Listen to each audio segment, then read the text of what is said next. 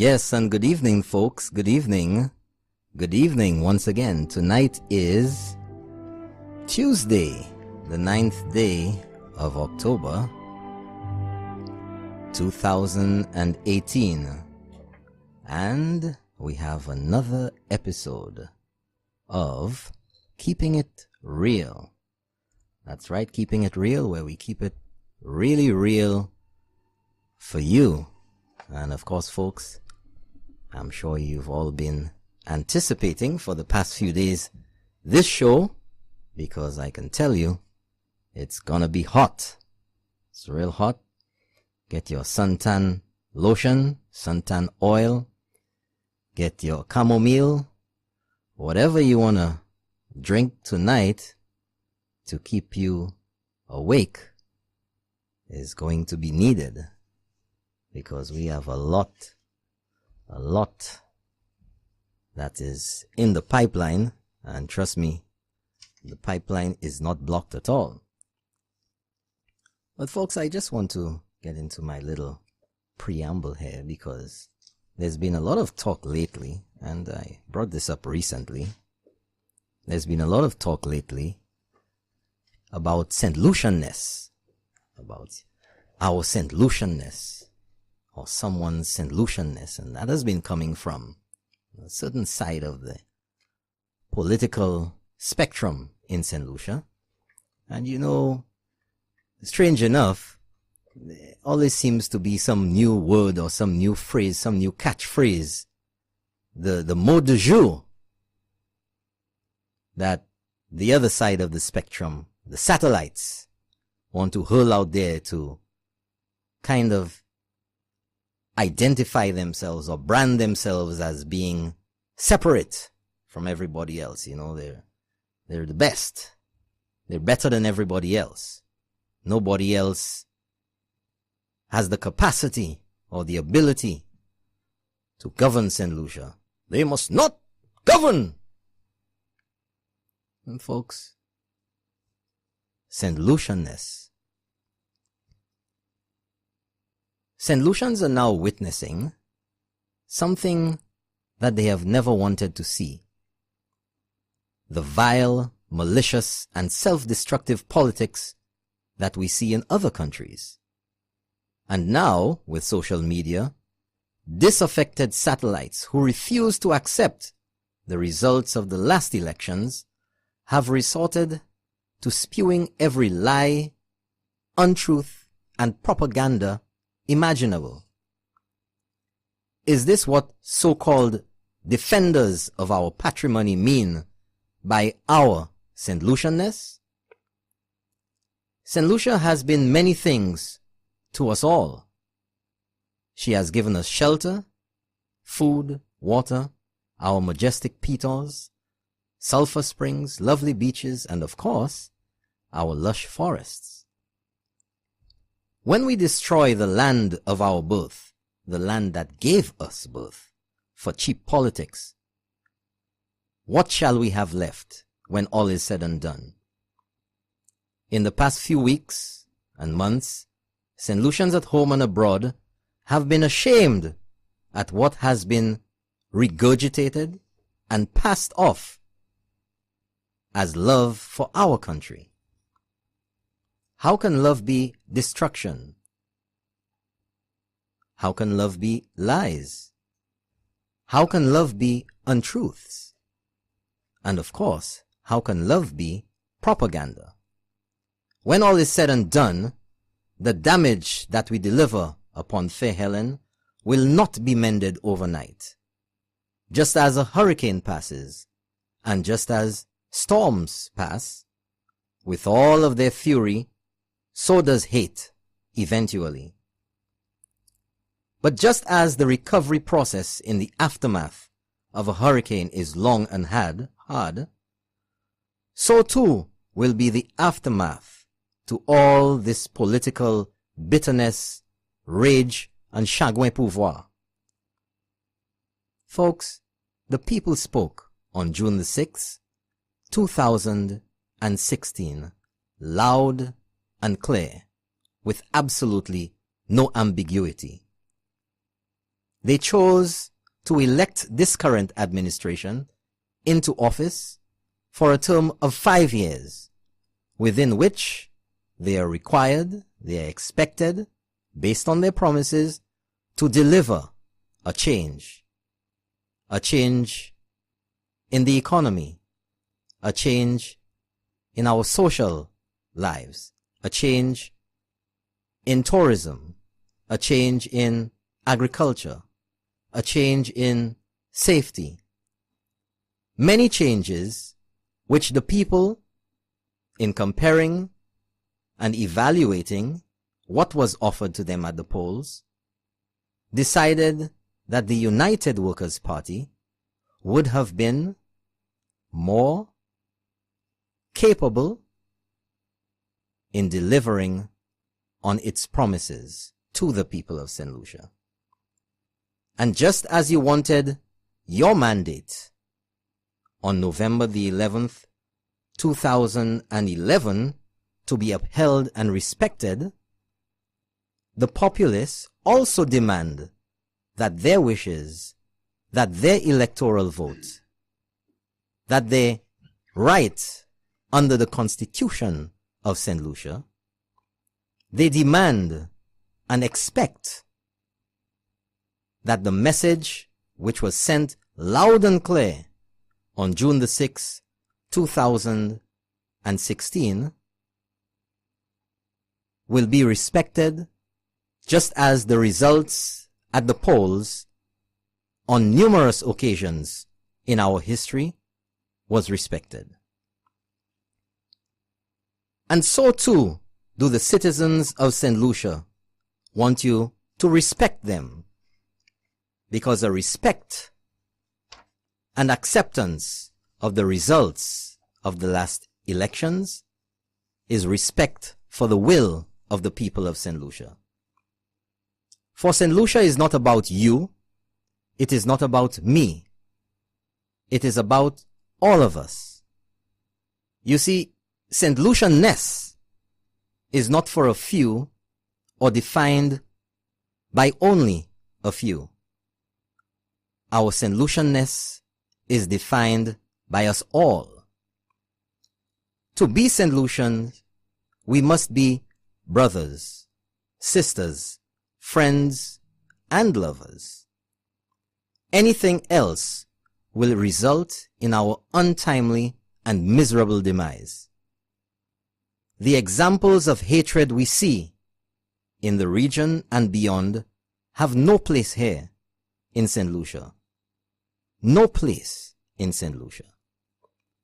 All the fake news and propaganda will not make you any more a St. Lucian than I or anyone else. The fear factor can result in only one thing: despair, loathing, and destruction. Let us stop the hate, the chagoué pouvoir, the intolerance, the disdain, the lack of respect, the rudeness. Let us reject those who peddle divisiveness and contempt. Don't forget, history shall judge you. Folks, I hope that sunk in for you. I hope it didn't come across as just something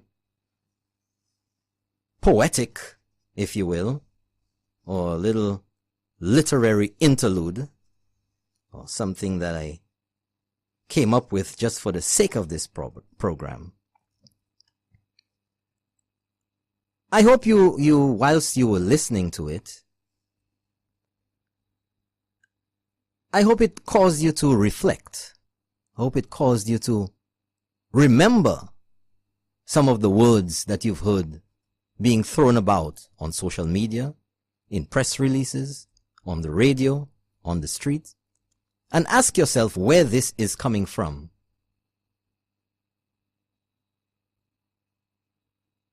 Where? And the silence there for a little longer than usual is to let you really consider that question.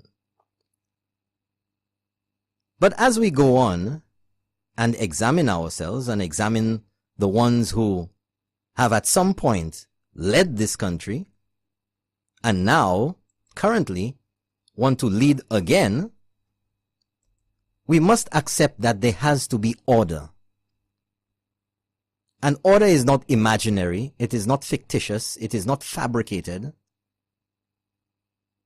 and it is not only for a few. So tonight we're confronted with a number of issues before us. And in my opinion, the source of these problems or these issues seem to constantly point in one direction. And behind all of that is a lack of respect for the people of St. Lucia. A failure, an inability, or a refusal to accept the will of the people. And therefore, some individuals will leave almost no stone unturned to get their way like spoilt brats,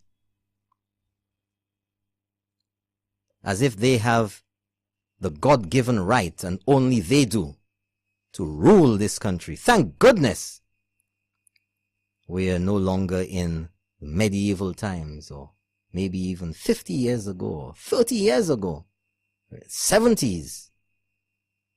You see, the mentality, the thinking, the intention would have been much different now. But the world is a changed place. There is no more tolerance, or minimal tolerance, and especially in this part of the world, especially in this region, for the shenanigans, the insinuations, and the tendencies of some washed-up revolutionaries who can't let go of the past and what could have been and what will never be. So now, folks, let's get off the philosoph horse for a bit there and get back to what is around us immediately now. And over the past few weeks, 2.5, 3 weeks or so, we've heard a lot of the prisons on Upper Bridge Street. And we've heard all the stories, folks. We've heard all the stories. In fact, even before that,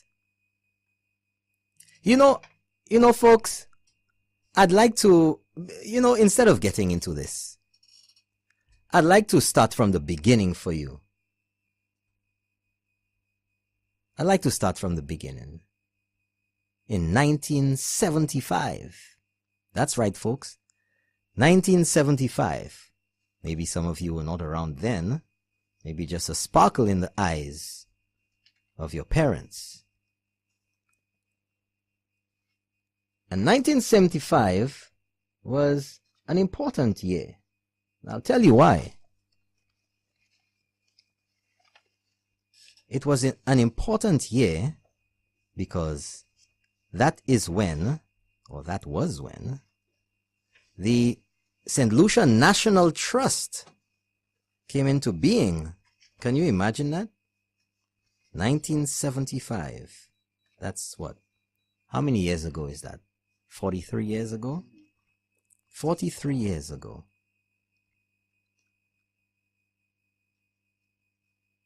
And the National Trust in St. Lucia came into being by virtue of the St. Lucia National Trust Act. And that gave the St. Lucia National Trust a number of responsibilities and obligations, and fit that trust, that body, a body corporate,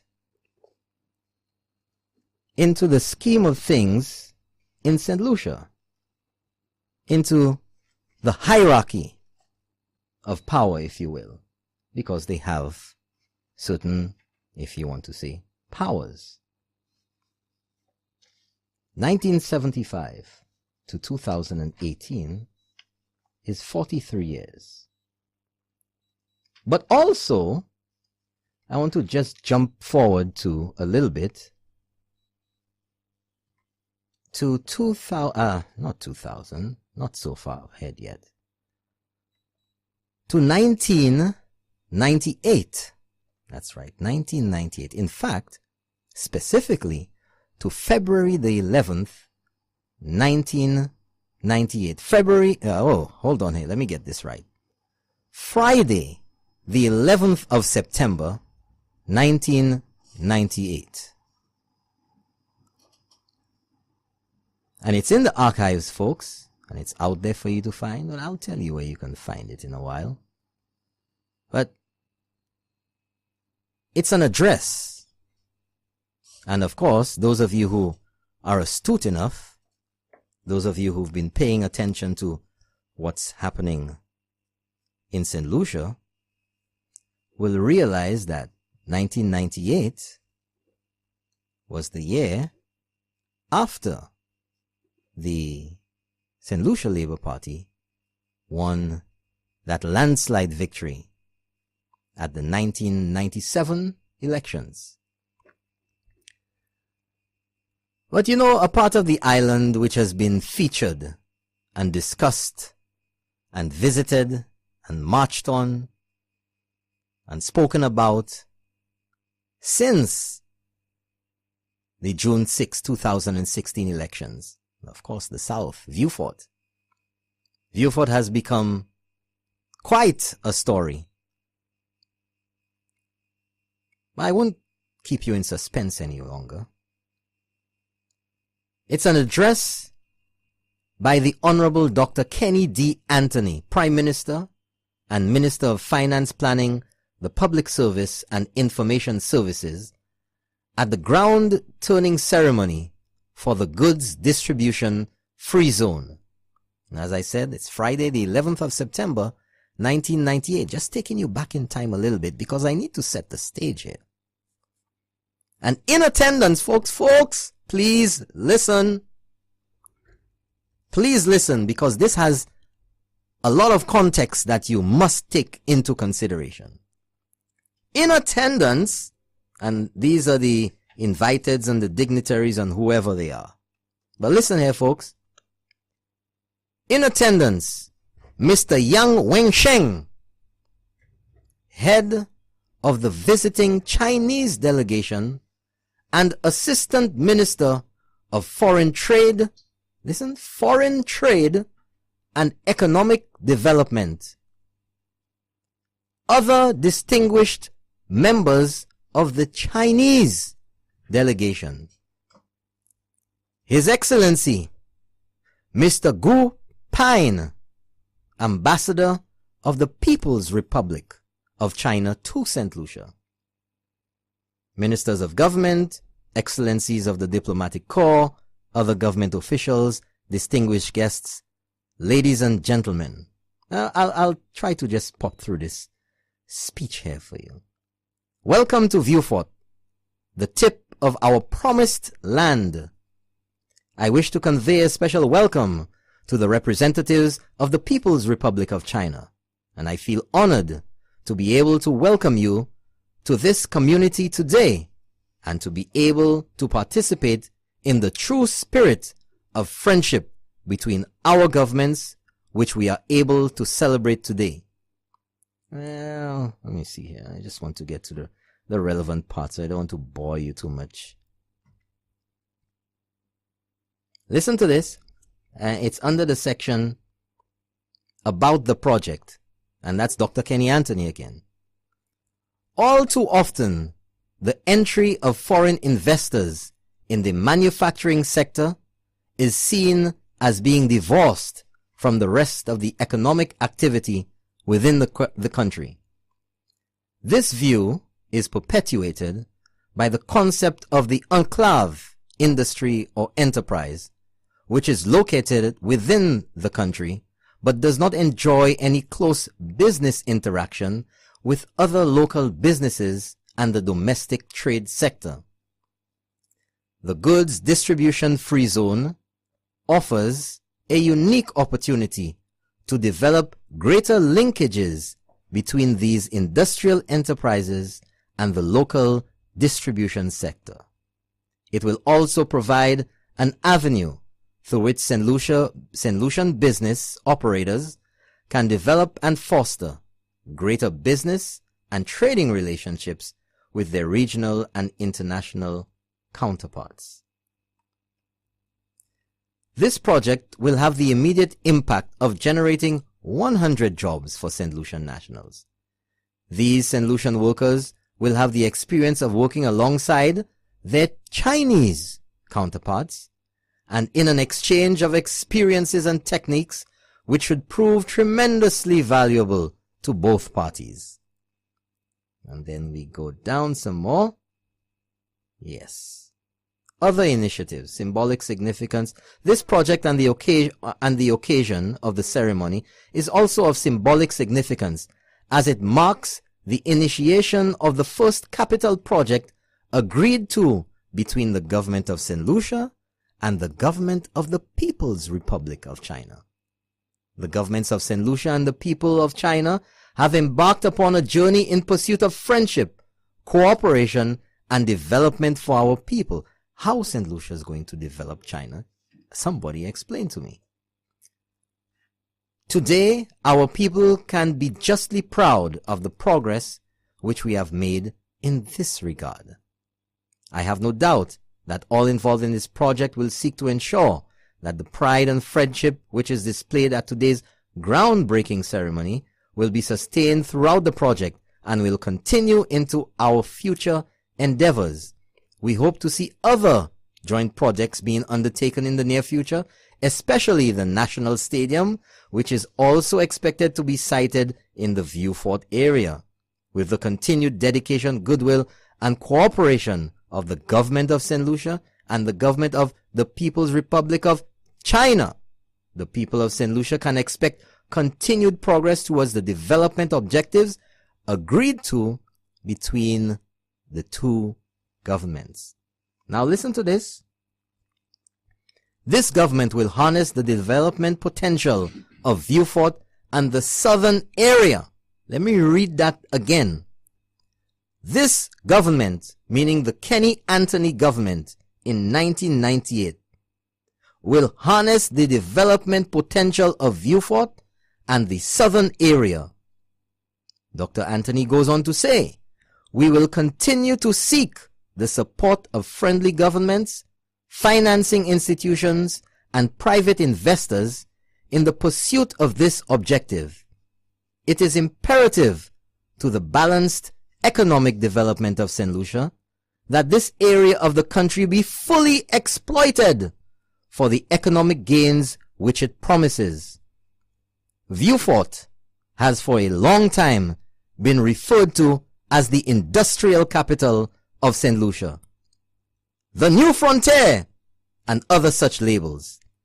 Clearly, the Vieux Fort area is undisputedly the primary area for industrial and commercial development to St. Lucia at this time.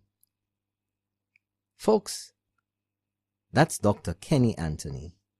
And let me read the conclusion for you. The government of St. Lucia is indeed grateful for the assistance and support of the government of the People's Republic of China in this particular project. The speed and precision in which this project has been conceptualized and undertaken exemplifies the generous nature of the Chinese people, their exceptional technical skills, and their willingness to share and exchange. Oh my gosh! You mean they're not coming over the hills in the millions? You mean they're not going to take over St. Lucia? I don't see tens of thousands of Chinese here. But at that time in 1998, Dr. Kenny Anthony was extolling the virtues of the Chinese, of their exceptional technical skills and their willingness to share and exchange. You mean Since June the 6th, 2016, the Chinese have become barbarians. They are no longer willing to share their exceptional technical skills and their generous nature. What happened to the Chinese, Uncle Ellis? And to top it all off, the whole fear factor. Oh my God, Chinese. Oh my God, Chinese. Because of the DSH project, Tiwa King was Malaysian. But somehow the Chinese get submerged in the mix. And all of a sudden now, we have to be wary. We see all of a sudden all of these stories of failed Chinese projects. Look what happened in the Bahamas. Look what happens in Africa. Look what's happening. Oh my gosh, they're going to take over St. Lucia. We're going to have a Chinese prime minister, damn it. What is Shasne doing? You bloody bluffers. You know, I have no choice. No choice but to say that these guys, Dr. Anthony and the whole lot of them, subscribe to the 3B's principle. You know what the 3B's principle is? Bullshit baffles brains. And that's what it is. Because here it is, Dr. Anthony in 1998, ready to make love to the Chinese in the most glowing terms you can imagine. But all of a sudden now, the Chinese are going to overrun St. Lucia. The Chinese are going to overrun St. Lucia. Oh, les autres, ouais, c'est gentil, yeah. Xenophobic. All of a sudden, xenophobic. Back then, they were the best things since sliced bread and peanut butter. You know, this is the hypocrisy that we have to deal with in St. Lucia, with people who want to push their own agenda, who cannot rest, who cannot accept their purgatory in peace, that only after a few months believe that they have served their sentence. Because you were sentenced by the people of St. Lucia, whether you like it or not. You were told to get the hell out because you didn't deliver. And you didn't. Did you deliver on St. Jude's? No, you didn't. Did you deliver OKEU? No, you didn't. Did you deliver on the desilting of the dam? No, you didn't. Did you deliver a 4-lane highway? No, you didn't. Did you deliver the new highway? No, you didn't. You delivered VAT. You delivered record rates of unemployment. You delivered multiple years of a decline in the economy. So, what's going on? What's going on? So, folks, that is the question. When you see, this is not 1960 where people don't have access. Some people don't even have a radio. This is not the old days when people were only exposed to the BBC or to one radio station in St. Lucia. Now anything happens, anything that's put out there is there forever on the internet. And that is what exposes the lies, the hypocrisy, the BS from too many who want to claim to be all high and mighty and better than everybody else. When conveniently they forget their words, and oh, haven't we heard so many of those? NIC loans all of a sudden are a bad thing. You know? Bad thing. CIP all of a sudden is a bad thing. When it was the greatest thing and the thing to defend, when it was their baby, all of a sudden now CIP is no good. And then people talk about St. Lucianness and they talk about patrimony. You know, just throwing words out there. When they want to appear to be more patriotic than everybody else. But you know, like I always tell Champagne, you know, there used to be this old radio show a long time ago called Time is the Catcher. And you know what, folks? If you lay down with dogs, you catch fleas. Now, go say I call somebody a dog. This stuff that we learn in school as kids. or you're referred to as a dog in a manger. And yes, somebody can be like a jackass. But you know, folks, these are the things that we must, in our democracy, in exercising our constitutional rights to freedoms, that we have a responsibility unto ourselves to pay attention to and to remember what happens in our country and what continues to happen and what has been said. And not just what has been said, because sometimes people say things one off. You know, you may get carried away. So, you know, these things happen, human nature. You get excited about something. But a pattern of behavior. A pattern of behavior. All right. I thought you wouldn't point at me or Champagne, but good evening, St. Lucia. Since first time my voice is being heard tonight, I want to say it's time for commercial break, Norbert. So would you give us a minute there? Of course. Drink some water, and we'll be right back. Okay? Right back, folks. Come to Neighborhood Mall, where we've got it all. Yeah. Supermarket, boutiques, gift stores, you miss nothing at the Neighborhood Mall. And we'll have a ball. The food courts like Mom's Home Cooking. Come and see what you've been missing, face at every turn you'll see. Every turn you'll see. Something for everyone, and that's a guarantee. That's a guarantee. Come and spend some time with friends here at the mall. That started it all. Come to Welcome back, folks. Keeping it real on Tuesday, the 9th day of October, 2018. Is that our 15th episode, Uncle Ellis? 15th episode, if I remember correctly. You're right, yeah. 15th. We've been doing this for a while now, and I'd like to say thank you for joining us. We have a number of loyal listeners down in Piero, down in Soufrière, in Choiseul. And in Trinidad as well. In Trinidad, Barbados, right? You were just talking to somebody in Barbados who's listening to the show. And if I look at our live stream links here, we have a connection from Germany, Ajax, Ontario, Canada, Brooklyn. Hi, Brooklyn. I know who that is. And who that is in Brooklyn and the Bronx, New York. Hamilton, Bermuda. Conyers, Georgia. I know who that is. Toronto, Ontario. Sarasota, Florida. Philadelphia, Pennsylvania. Oh, you have somebody on a mobile device in Castries, St. Lucia. We have South Africa on again.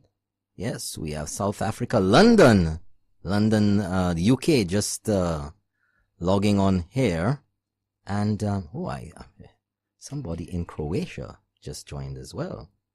And the list goes on down here. But anyway, let's get back to pity you didn't have the voice inserts of Dr. Well, you know, Anthony that was another time. So yeah, we can because you see, there's nothing like hearing the actual voice of the individual. Well, I'll tell you what, folks, I can substitute for that, and I'll tell you exactly where you can find this. It's on the St. Lucia government website. It's on the archives of the St. Lucia government website. So I don't think you can be any more accurate than that, because it clearly was posted at the time by that very same government. Former Prime Minister Kenny D. Anthony statements. Prime Minister at the ground turning ceremony for the goods distribution free zone, September 11, 1998. Okay. So, you see, what I was leading up to, folks. Okay, somebody sent me a message and said Germany is in the house. So, good evening to you and welcome. Folks, what I'm leading up to here now is the big bad wolf, if you will. You know, big bad wolf, the St. Lucia National Trust. Because during the break, you know, Brother Champagne was telling me that because of all the promos that went out today about the show, that some people really want to hear what's going on. You know, the bull in the china shop lately has been the St. Lucia National Trust. And they've been at the forefront. But you know what I want to say first of all about the St. Lucia National Trust is that they have allowed themselves to become politicized.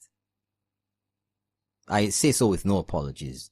And many people share that same thinking as I do. And as I said earlier about patterns of behavior, and you see the same thing too with the St. Lucia Medical and Dental Association, patterns of behavior. And these patterns of behavior can be associated with whatever government, whatever political party is in office. And it seems like when one party is in office, the St. Lucia Labour Party, nobody seems to have a voice.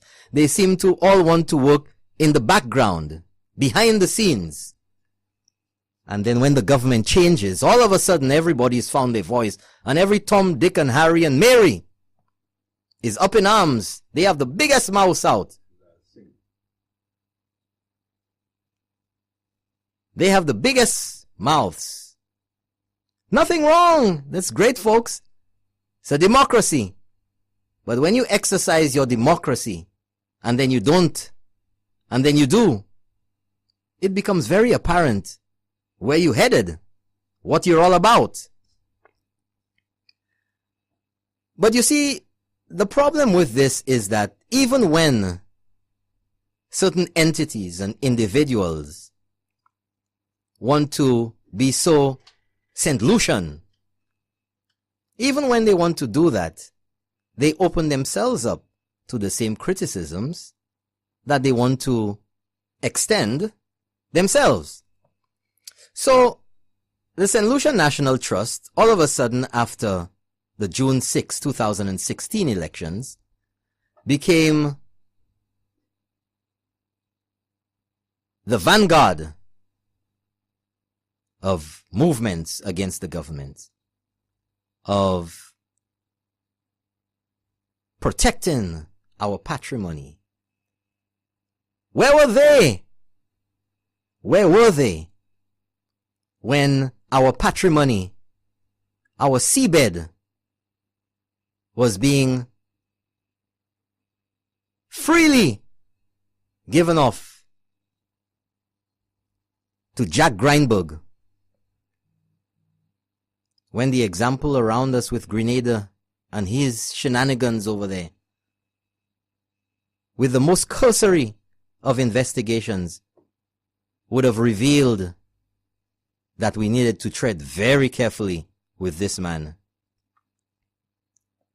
What happened to that? What happened?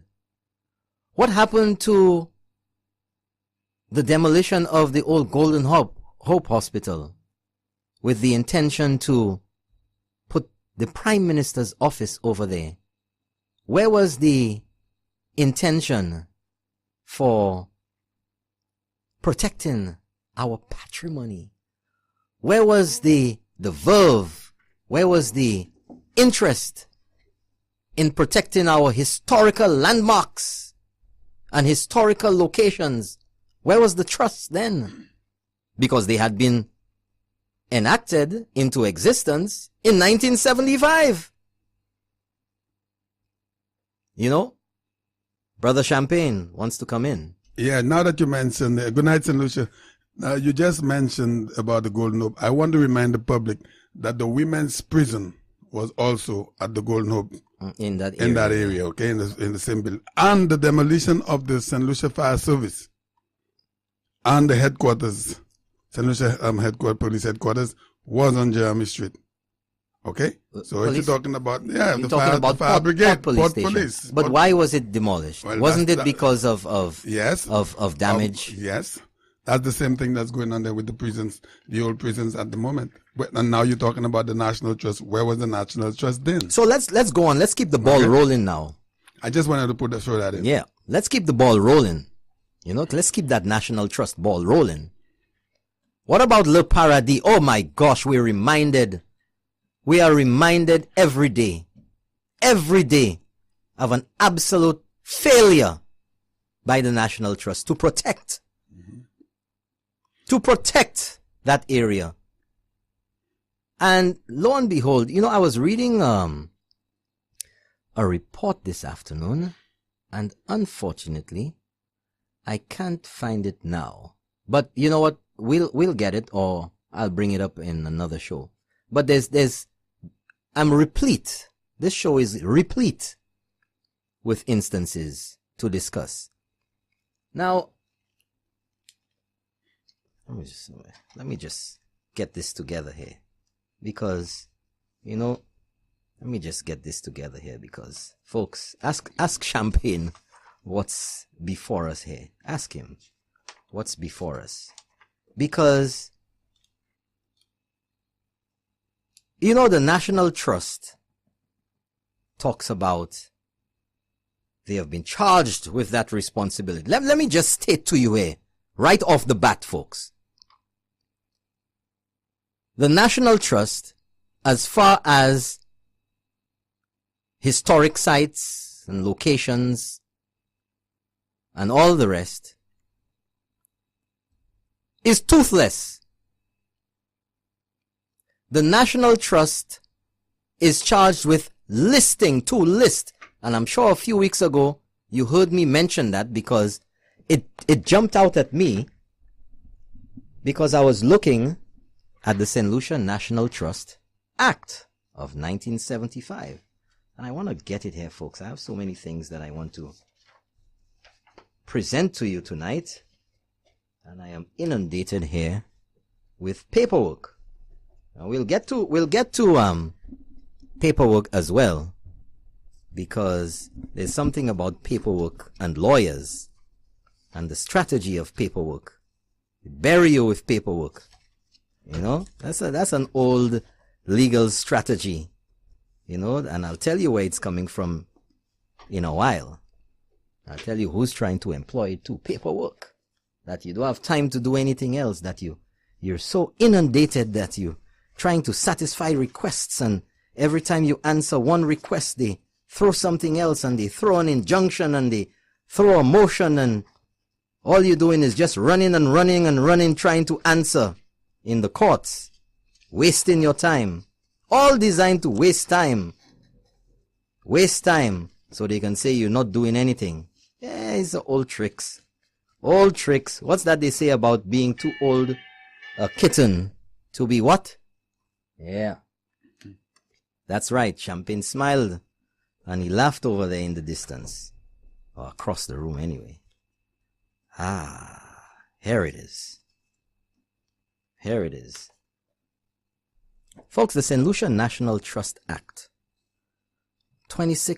number 16 of 1975. And let's go to National Trust Act here. And in section 3, it says, there shall be established for the purposes of this act a body corporate to be called the St. Lucia National Trust, which by that name shall have perpetual succession and a common seal.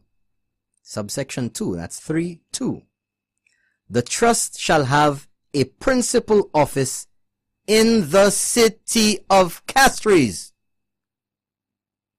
Is there a St. Lucia National Trust office in the city of Castries? Is there? You don't know? Where? Well, that's the question. Is there by order of the act, it says, it didn't say they may, doesn't say they can. It says the trust shall have a principal office in the city of Castries.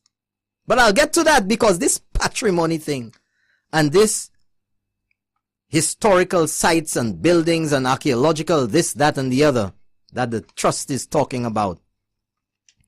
Those of you who can remember the SLBGA, okay? St. Lucia Banana Growers Association on Manuel Street in Castries. Across from that, remember that big wooden building, which is now a vacant lot to the north of the gas station there. That building used to be the Ministry of Agriculture. That's right, folks. And that building was vested in the trust. Okay? It was vested in the trust to do what? To build a museum. That's right, folks. The trust had no office. And that building would have been ideal, or could have been retrofitted based on archaeological or architectural is the word. Pardon me. Architectural design. It could be redone to look like the original building. What did the trust do? Nada! Demolish it! Demolish it! And they want to talk about buildings. And you know what's there now? Car park. Right? Car park. You want to talk? Hold on. Hold on. Don't breathe too deeply yet. You want to talk about the trust? Upper Bridge Street, across from the old traffic department. There's a wooden building there that is derelict right now and ready to collapse at any time. Sometimes when it rains, people run under the balcony to shelter the rain. That is one of the oldest buildings in the city of Castries. You know what used to go on there? Before the labor commissioner was in that building, the labor department? St. Lucia telephones, that's right. That's where the telephone exchange used to be. That's right. Tell me that's not historic. Hold on again. We're coming back to that building. Right? Y'all want to talk about historical sites and preserving. Right? Before the St. Lucia exchange, that's I was digging, my friend. I've got a nose. The nose knows. Before the St. Lucia telephone exchange was there. Tell me if that ain't history. You know what used to happen there? The chief of police in colonial times used to live in that building there. He used to live in that building there, and the chief of police's office was headquartered right there. Look at the state of that building. Just like the bloody prisons at the back there that was falling into disrepute after it was moved, or the people in there were moved to Bordelais. It smelt like shh when I went over there the other day. It was a haven for criminals, for druggies, for transients. All types of things were happening in there. Nobody was concerned about the history associated with the old prisons. Nobody was concerned about our patrimony. And blatantly across the street, nobody is concerned from the St. Lucia National Trust about that labor commissioner building, the former chief of police building, the former St. Lucia exchange. No interest. It is also the office of Mr. Fleming James, the telecommunications officer. No interest about the old architecture that's still there, rotting and ready to fall down. No interest about that. But try to do something for the police. Try to clean up the area. All of a sudden now, up in arms. Didn't give a shh about it. But now all of a sudden, up in arms. Injunction here. Stop. Stop whatever you're doing. Injunction. But you see, folks, again, you see, the trust has become the architect of its own demise.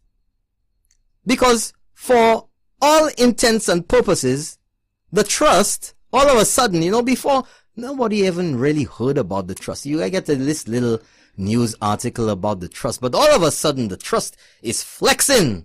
The trust flexing. But can you trust them? Well, I don't know whether you can trust the trust. It depends what you want to trust them about. But all of a sudden the trust, the trust is flexing. Like they're going to the gym. They're going to the gym. And we have to wonder why all of a sudden. But anyway, the trust have acquired legal representation and sought an injunction to stop the works at the prison. But you see, when you do things like that, when you begin to take people on and you begin to shake things up, like the trust has done, unusual behavior, if you will, people begin to look at you more closely. You have encouraged attention to yourself. And lo and behold, the big bad wolf that the trust is playing to be, it's discovered, it's realized that the trust ain't so big and bad after all. They're not such an autonomous body after all. They're not so independent, quote unquote, after all. And Champagne, you remember when I was reading this section 4 of the St. Lucia National Trust Act, that I found it very curious, and I mentioned that a particular word was being repeated in the subsections and listing. I said, but what is this listing thing? If you listing doesn't give you authority. It just means that you have to list it. And it says in section 4, subsection A, the objects of the trust shall be, subsection A, the listing of buildings, objects, and monuments of prehistoric, historic, and architectural interest, and places of natural beauty with their animal and plant life. Section 4, subsection B, the listing of objects of prehistoric, historic, and archaeological interest. Subsection C, the compilation of photographic and architectural records of the above. D, subsection D, to locate and to promote the preservation of buildings and objects of archaeological, architectural, historic, artistic, or traditional interest, and the establishment of museums. You see, we've been talking about museums all along. And people say, what, the government, nobody there in the museum, blah, blah, blah, blah, blah. Who is charged with the responsibility? Who is charged with the responsibility of establishing museums? The trust. But they were given that agricultural building on Manuel Street there, the old agriculture ministry building. Where's the museum that was supposed to go there? Where is it? They are a car park there now. Right? Section E, to promote and preserve for the benefit and enjoyment of the state of submarine and subterranean areas of beauty or natural or historic interest, and to preserve as far as possible their natural aspect, features, animals, and plant life. Well, folks, you know that coastline, underwater caves, and all of that sort of thing. Am I boring you? You falling asleep on me? Grindberg have all of that. No. Right? The trust.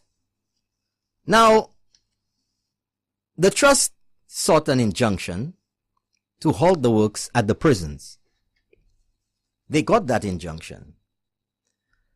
But, you see, the thing is, lo and behold now, when you go to court, people have to counter whatever you come in with. And lo and behold, yes, Champagne. I'd like to, for some of our listening public, explain to some of the people that do not understand what an injunction is. Because not everybody knows what it is. Well, basically, an injunction is an order from the court commanding you to do or refrain from doing a certain thing. That's basically an injunction. Right. You understand what that means, Champagne? I know what it is. I'm trying to tell you, explain it to some of our listening public that doesn't know what it means. Okay. It's a warning or an order from the authorities, in that case, the courts. Right. Okay, now I know, yeah. Okay, let me give you a more legal definition. It's a judicial order that restrains a person from beginning or continuing an action threatening or invading the legal right of another, or that compels a person to carry out a certain act, example, to make a restitution, which is what I said, to do or refrain from doing Let me say something here. Yeah. When you see the amount of people that approach me about this radio station, in particularly our older folk, I want them to understand everything that goes on up here. Okay. So, okay? All right. An injunction is an order from the court, which is kind of like a writ, if you will. Don't ask me what a writ is. It's kind of like a writ. It's an order from the court ordering a person, an entity to do or refrain from doing a certain act. That's right. Right? That's the simplest way you can have it. Now, I remember that from my police days. Okay. So, lo and behold now, you see, it would be very strange or odd that the government would create an entity and there would be no oversight of that entity, that they would have absolute power. It's like having a child and then you lose total control of that child now. Oh, who are you to tell me to clean my room? You know, all of a sudden. Well, that's what the trust had become. A wayward, delinquent child. And they wanted to do what they wanted. Because nobody ever really needed to delve into the whole trust thing and all that. You know, these dusty acts from way back when nobody knows, nobody has had reason to look at those things. Well, yours truly, keeping it real. We're keeping it real here, Champagne. That's right. And Uncle Ellis. Are we keeping it real? All the time. Yes, my nephew. Right. We're keeping it real. And I'm keeping it real for the people of St. Lucia. We're going to let you know exactly what's going on so you can formulate your own ideas instead of being hogwashed and brainwashed and BS'd by people who come with half-truths and little bits of things and the rest of it is nonsense and you feel because they give you one sentence of the truth, everything else is true. That's called manipulation. But lo and behold, my very same questions about Section 4 here are exactly what come into play in the courts. And as a matter of fact, what these subsections here say, list historic monuments and architectural places and all of that. That is what the trust has to do. They have to compile a list and wait for it. Wait for it. They have to submit it to the DCA, the Development Control Authority, who will then examine that list. And they can either accept it in full, they can either outright reject it, or make some amendments and accept some and don't accept some. So the trust cannot arbitrarily come up with a list and say, that's it. That's what we say now. Right? So the trust has to go back to mommy and daddy, the government, the DCA, which supervises them as far as that's concerned. And the DCA will decide. But, you know, the reason why I went to 1975, the start of this all, this means that between 1975 to this year, 2018, that the trust is 43 years old. They've been around for 43 years. This here says that the trust shall be, the objects of the trust shall be, and it tells the trust, the word shall is not optional, it's not negotiable, it says what shall means, you must. Yep. So the trust must or had to do what was stated here in the act.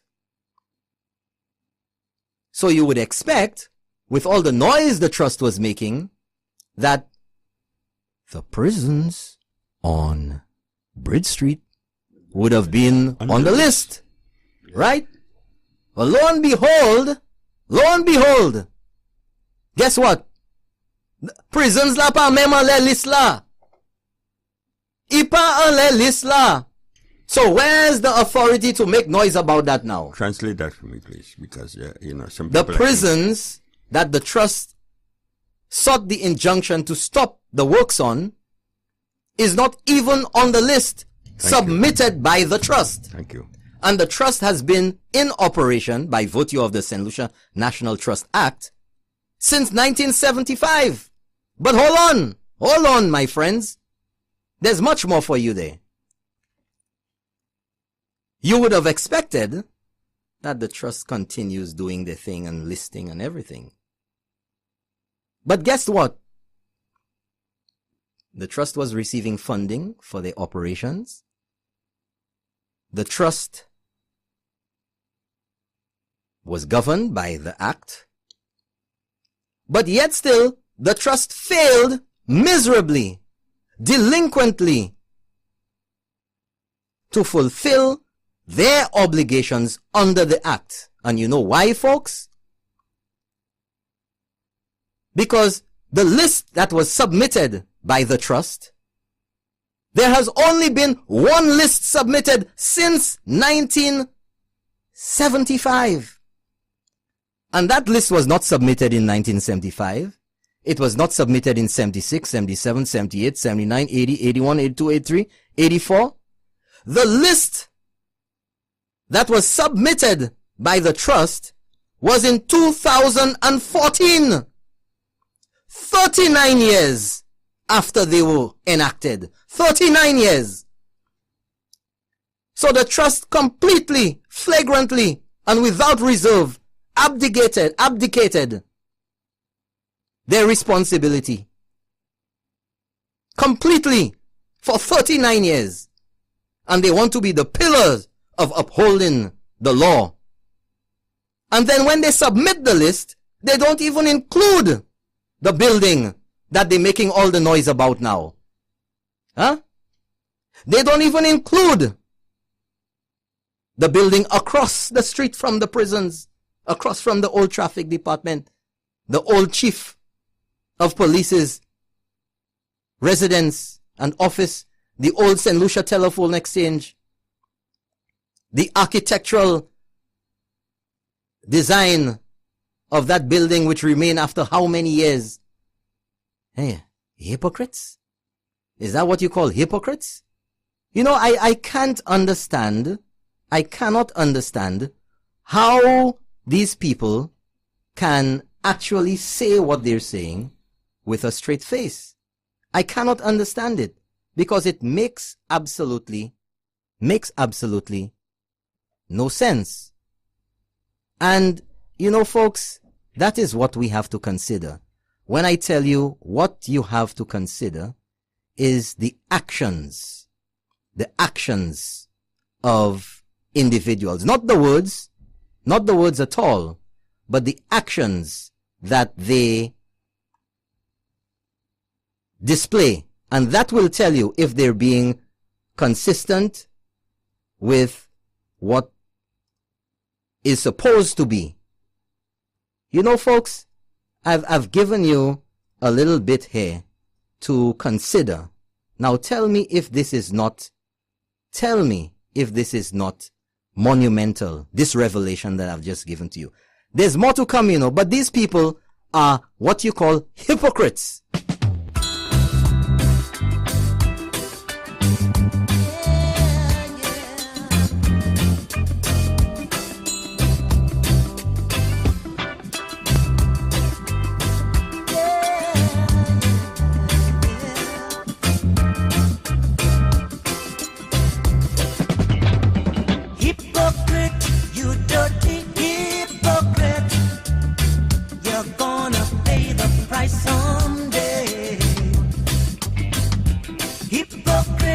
All of you hypocrites, you're gonna pay the price someday. Words you speak from your mouth, but your heart is telling lies. Oh, hypocrite, you better watch out. Yes, folks, the hypocrites out there. Knowledge is power. We're going to take a little break and come back and we'll keep rolling with the show. Okay, and welcome back, folks. You're tuned into Kyrie FM 93.1 and you're into the hottest show you can imagine. It's called Keeping It Real. That's right. In the studio with me on the console is Uncle Ellis, and over there on his phone, twirling around on his chair is Champagne. Must be checking a message out from either Cuba or Martinique. Again, Uncle Ez. Yeah. You know, Uncle Ez, we've been saying around here, you know, we've noticed it. You know, when people's behavior changes, you know, you notice, it jumps out at you, you know. And from the time Champagne came back from Martinique, he's been a changed person. And then he went to Cuba, he came back with bionics, and it got even worse. Yep. You know what the amazing thing is? I don't interfere in people's programs. When Brother Ellis is hosting his program, I say as little as I can. When you hosting your program, I say, but when I have my own program, then I talk. So what do you think you're here for? Good looks? No, I'm here as a support. Just to listen to the show. But I'd like for you to say to the listeners what the result at the courts with the National Trust for the outcome of that. That would be nice. Well, the outcome, when was it? On Friday? Was that the judge decided to send the parties home to talk, right, to have discussion. So the motion or the injunction taken against the permanent secretary in the Ministry of Infrastructure, right, was dismissed. Okay. And as a matter of fact, in section 3 of the trust, where it says that the purposes of this act, the trust, there shall be established for the purposes of this act a body corporate, which will be called, or to be called, the St. Lucia National Trust. Okay. What was omitted? You see, Sir John, in his wisdom, realized the need or the importance of having control or leverage on an entity which is created and not give them absolute power. Total power, yeah. And what was omitted from section 3 was if I recall correctly, to give the trust. You see, the thing is, the trust does not have the power to sue in its name because it was not given the powers under the St. Lucia National Trust Act to do anything like that. Mm-hmm. Any such action which would have needed to be carried out or implemented, if you will, on behalf of the trust, would have to come from a higher body. So the trust would go to Mummy, who is DCA? the DCA. There, you know, Champagne, the have to go to Mummy and say, hey, Mummy, I'm having a problem. Take care of this. This is that, X is that, Y is that. And then the DCA, Mummy, would decide whether the action is to be taken. Now, hold on, section 19 of the Interpretation Act is what is missing from being placed alongside body corporating. I don't recall I can't find the paperwork with that right now, but for all intents and purposes, that's what it is. So the trust didn't have, as they say in legal circles, they did not have the locus or the position or the authority to file, right? But they did it anyway. Well. Out of what then? Out of maliciousness? Like they said in the US, I think it was Mario Cuomo, that has been attributed to a number of people. You can sue a ham sandwich, yeah, but it's whether you'll get a conviction. Okay. But you can actually sue a building, you know, a corporation which is not a person, but is treated as a corporation. Anyway, let's not get into that. All right. Right? But the thing is, and not really getting into it, the injunction which was sought on a Sunday, but was not really issued on the Sunday, but the Monday, you're left to wonder, one has to question the thoroughness of the judge in accepting the information, in examining, because they had to have stated under what sections they were filing this.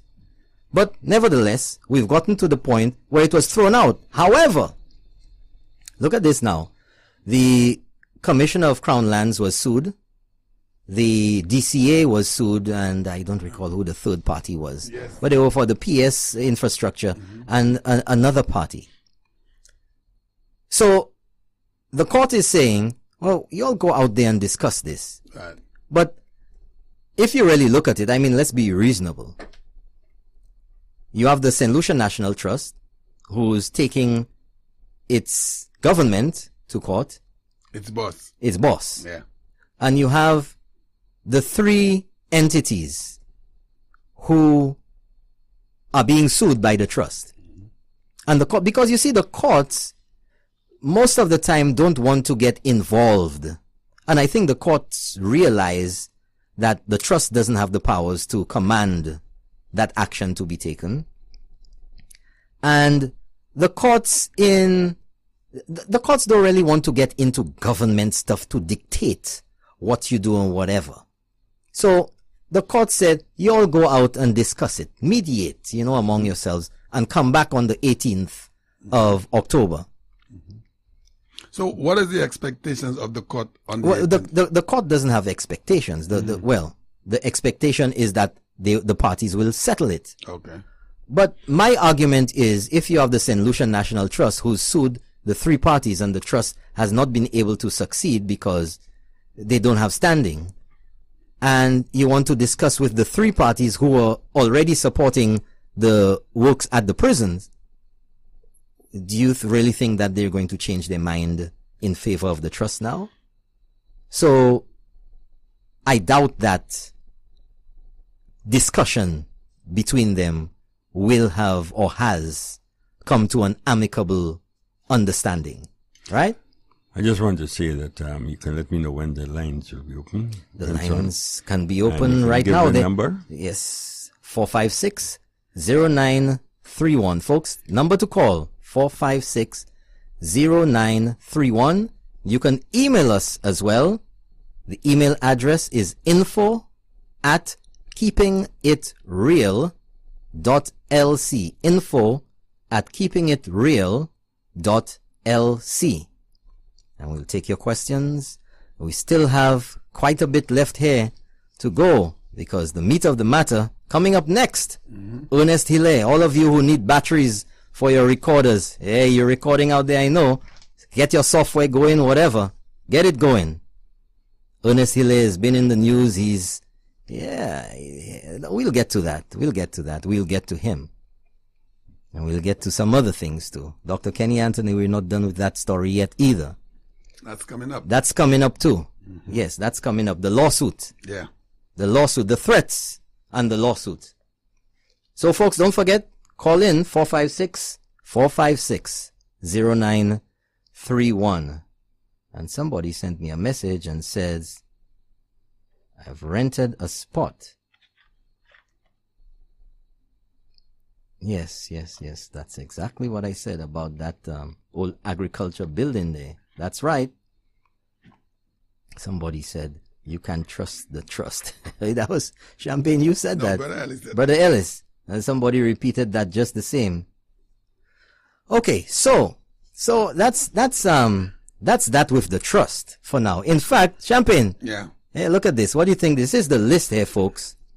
This is the list. You can trust the trust. You like that? That sounds cool. That's a little slogan there. You can trust the trust. A listing of what was supplied by the National Trust of the buildings. Listing of buildings, objects, and monuments of prehistoric, historic, and architectural interest. And they have them by village, town. So here we have Register of Historic Buildings, canneries. And would you believe, you see again, when you information is power. And when you, somebody sent a message here and said the national mistrust. I like that one better. National mistrust. Right? There is one building listed by the trust in all of canneries. Wow. And its name of the property is the Church of St. Anthony. That's the Catholic Church. And the architectural style is neoclassical, and the owner is the Archdiocese of Canneries, presently run by the Canaries Community Club. Oh, wow. Oh, I never knew a church was run by a community club. Know that myself. But the church is run by the Canaries Community Club. But hold on, folks. You see, we have to ask ourselves these questions.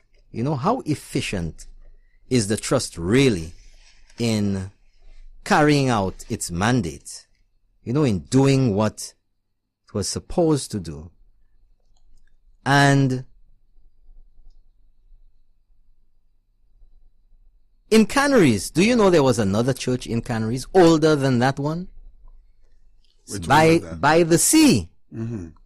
And as a matter of fact, that church was closed. Where was the trust? In Canaries, right? And that church became a cinema.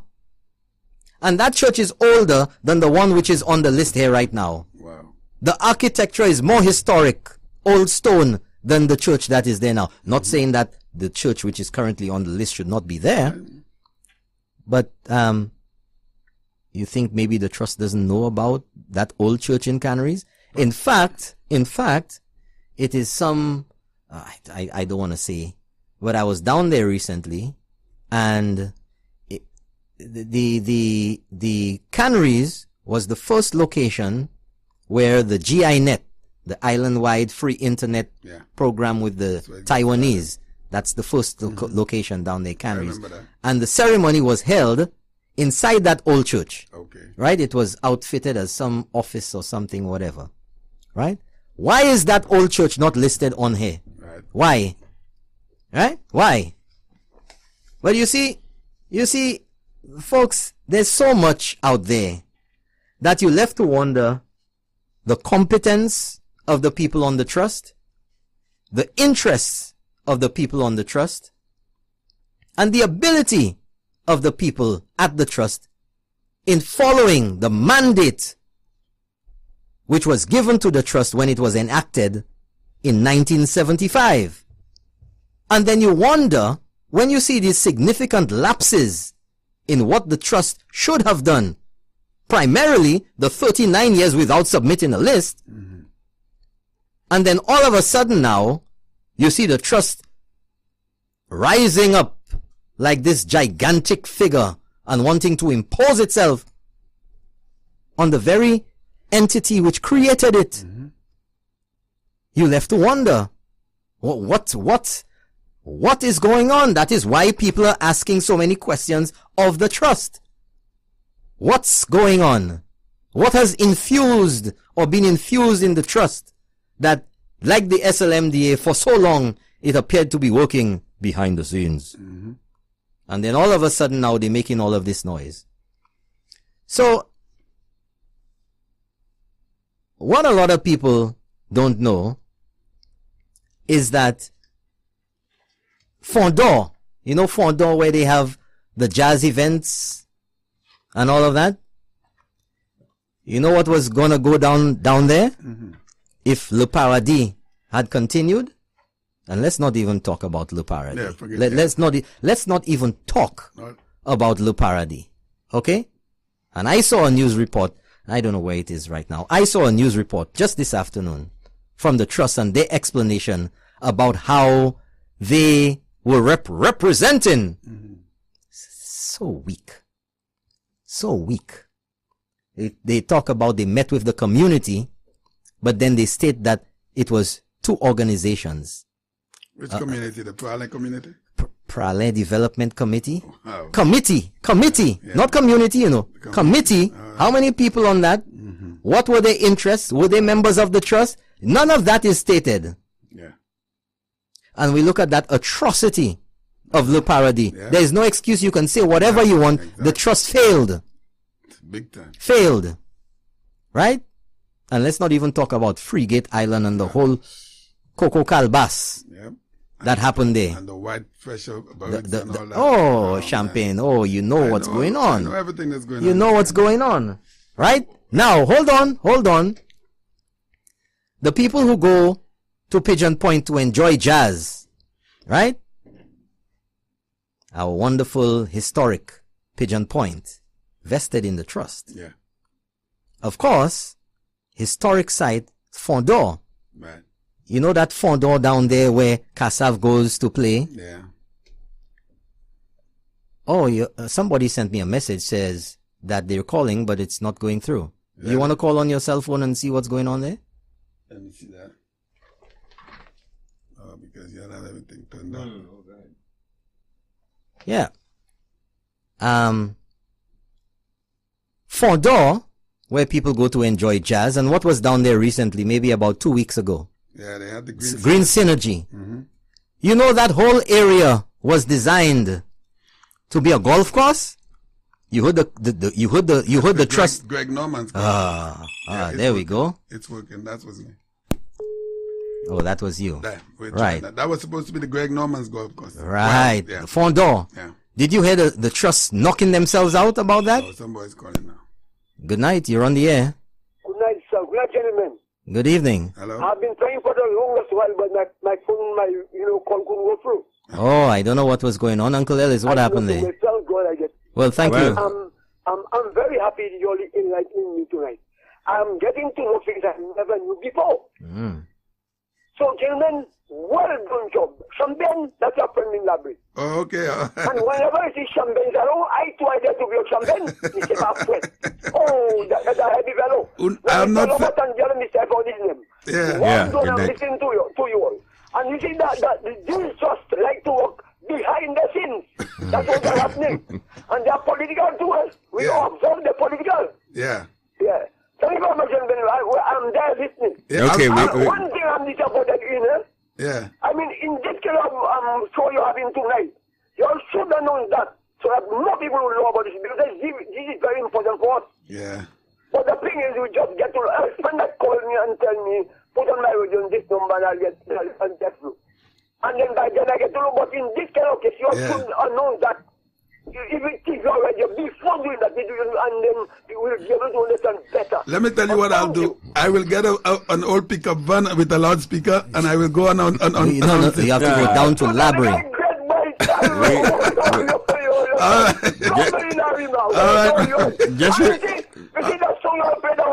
Yeah. Why? I'm Champagne. Yeah. I cross you. Keep my cross, my boy.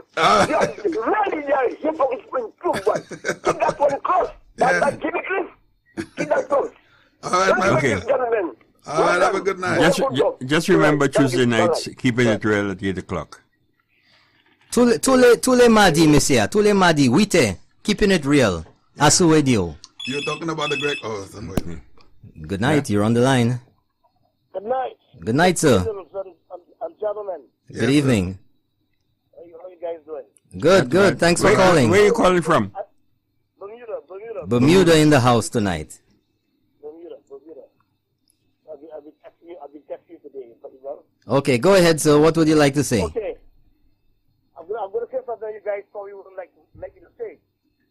I must say, what I do think is that Kenyans in the SLP and the National Trust, they think that most solutions are stupid. That's all I can say. Bottom line. They think that most solutions are stupid.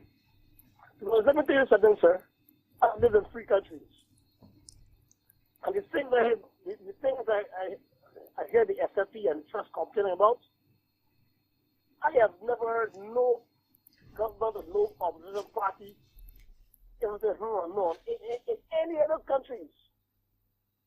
You want to tell you? So I'll say this.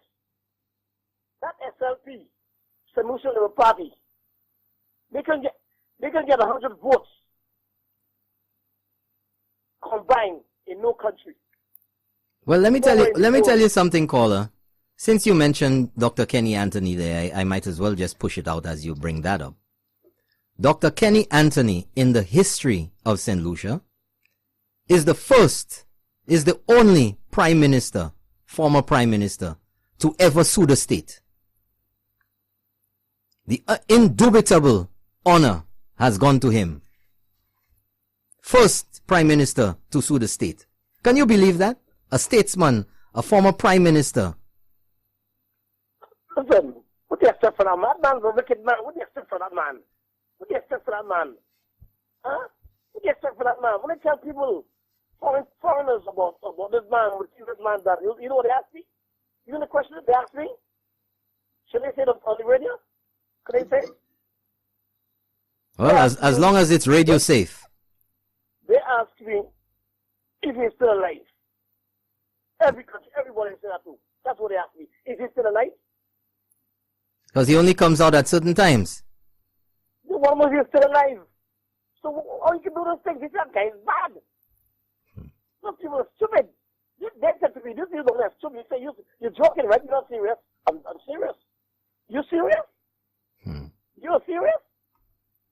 And I said, guess what? Let me say this to you. I have a Canadian friend over there. And I told him about the SH program. Because you're a very, very nice guy.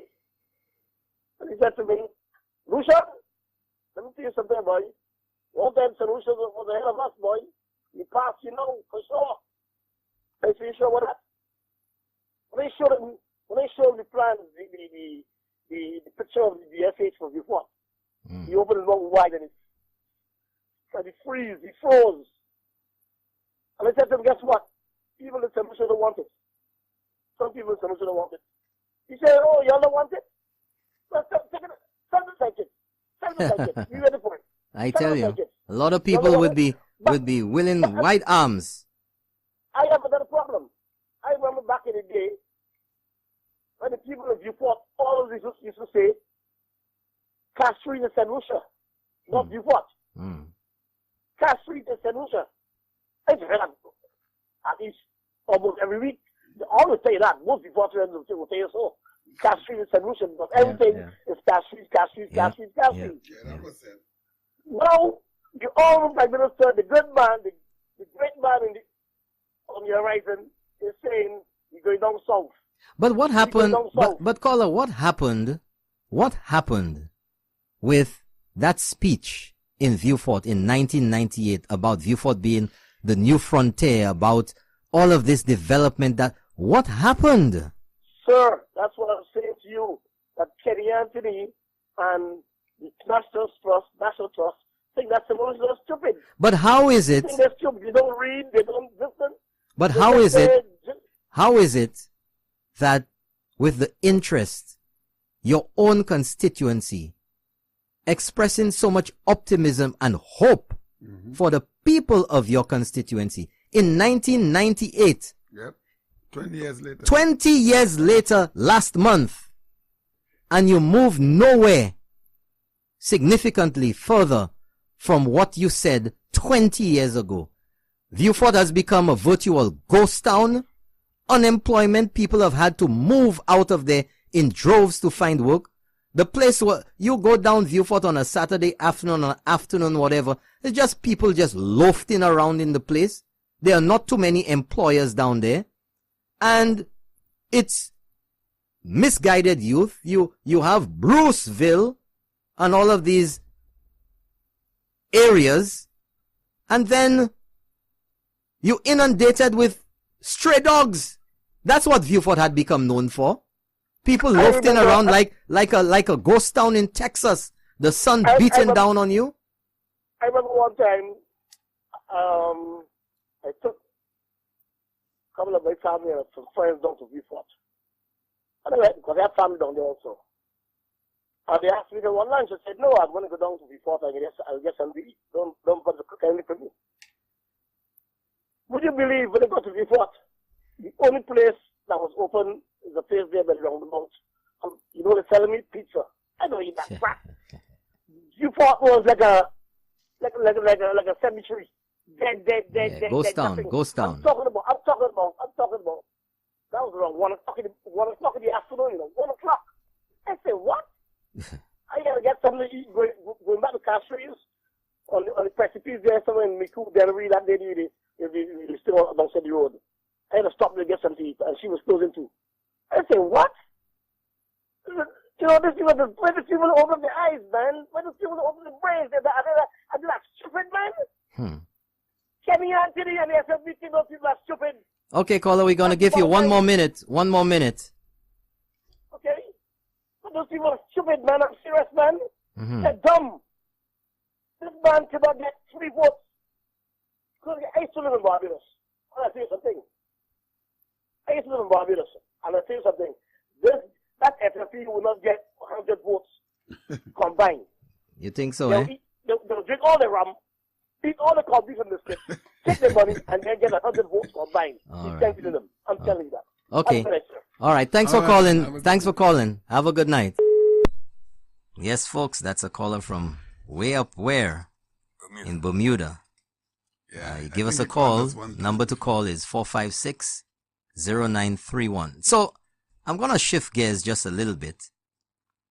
But before we shift gears, we're still in Viewfort. And Dr. Kenny Anthony has now filed a lawsuit against the government and by extension the DSH, that whole development. And I'm a little befuddled, folks. I'm a little confused. I'm shaking my head because I can't understand it. Number one, in fact, you know what? Hold on a second here. Let me just read to you. I hope I still have it there. Let me just, oh yeah, here we go. Listen to part of what Dr. Kenny Anthony says. And it's, in the news. It's reported online. And it says, Parliamentary Representative for Viewfort South, Dr. Kenny D. Anthony, confirms that his lawyers have filed a claim in the High Court against the government of St. Lucia for entering into agreements with Desert Star Holdings Limited, also known as DSH. The claim seeks declarations from the court that the agreements between the government of St. Lucia and Desert Star Holdings Limited are unconstitutional, null, and void. The claim also argues that the financial arrangements underpinning the agreements are unlawful, as they are in breach of the Finance Administration Act of St. Lucia, the Citizenship by Investment Act, and the regulations made under the Act. It also seeks declarations that the agreements to grant concessions are irrational and an abuse of the discretionary powers of the government of St. Lucia. The court is also asked to order an injunction on the project if it rules in favor of the claimant, who is Dr. Kenny Anthony. Dr. Kenny Anthony explains, and it's quote here, I have taken this step because I believe that the agreements are, as presently exist, are not in the best interest of my constituents, the neighboring constituencies of Viewfort North and Auger Labrie, and indeed the people of St. Lucia. Oh, the humanity, the audacity. I mean, seriously, folks? I mean, listen to me. If a spaceship land in Viewfort right now, that's better than what Kenny Anthony did in the 20 plus years that he was there, representing the people of Viewfort. I mean, seriously? I mean, there's not anything that anybody could do other than to blow up Viewfort that would be worse than what Kenny Anthony did not do. You go to Viewfort, you see loads of unemployment. I'm sure the rate of unemployment down there is worse than what it is, the national figures. Stray dogs that you had to have St. Lucian citizens in the diaspora seeking help to bring foreign vets down to St. Lucia. And now, Champagne, and now you have St. Lucian dogs heading to Canada. And they don't even need a visa. Listen to me. I read in the man's report one of the reasons for him launching that, taking the government to court. He said the town of Viewfort is stifling. Hold on. Let me get that for you. Could you? Let me get that for you. Okay. Further down in what Dr. Kenny Anthony says in his lawsuit. Viewfortians will become prisoners in their own community. Really? Really? What are they now? Could you imagine that? What were they 5 years ago? Imagine that. No work. The man literally took up all the bus stations that was down in the town where you had all that activity, all that economic activity, and bring those buses up on the main road.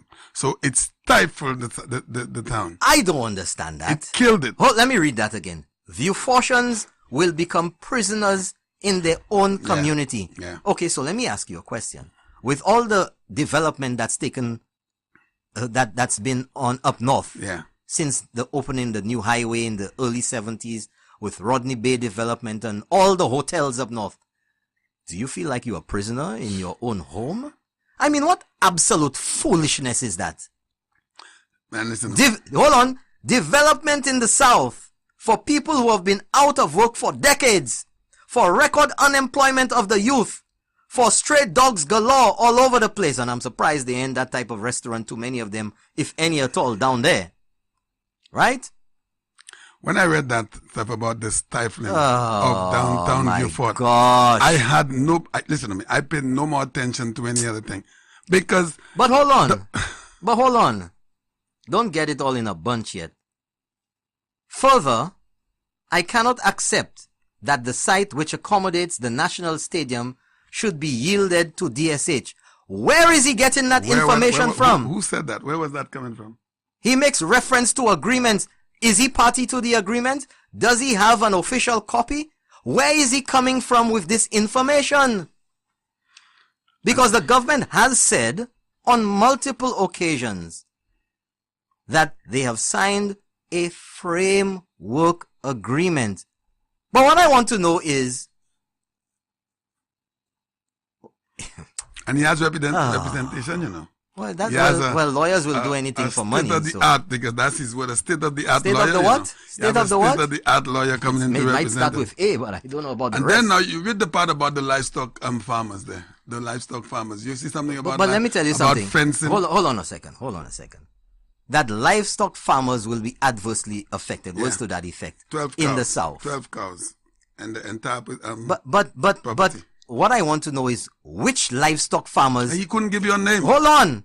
Which livestock farmers is he talking about? That's what I'm saying. Because there was only one established farm on the Invest St. Lucia, Government of St. Lucia lands, which are within the DSH boundaries. Mm-hmm.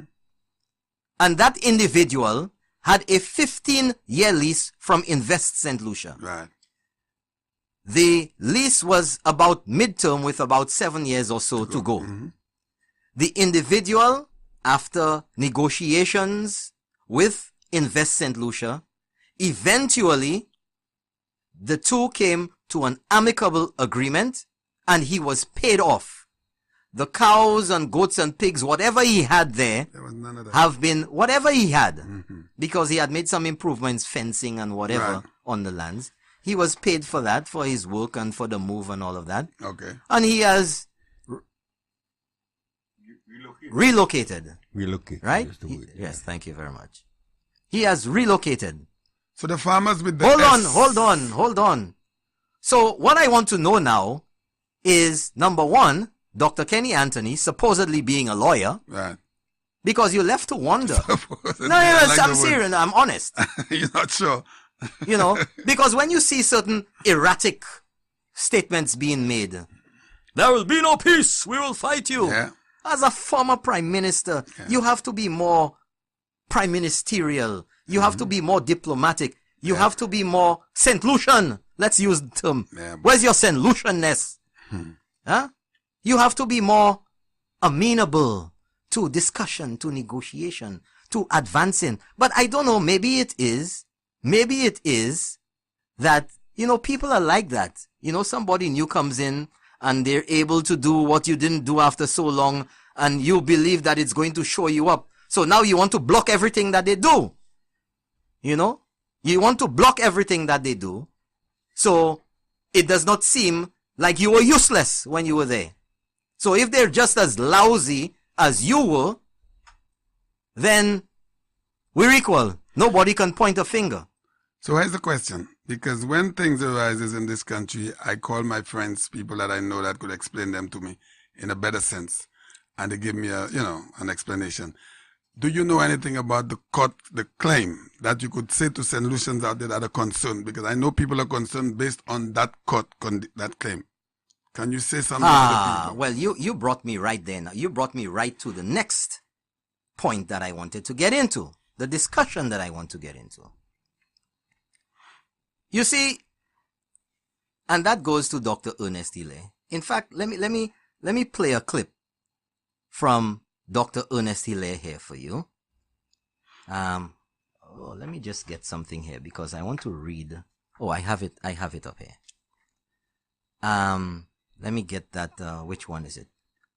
An address by Dr. Ernest Hille,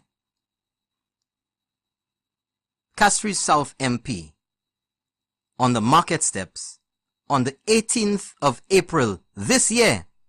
Okay? This year. Let me get it for you. Let me get to exactly where he's talking about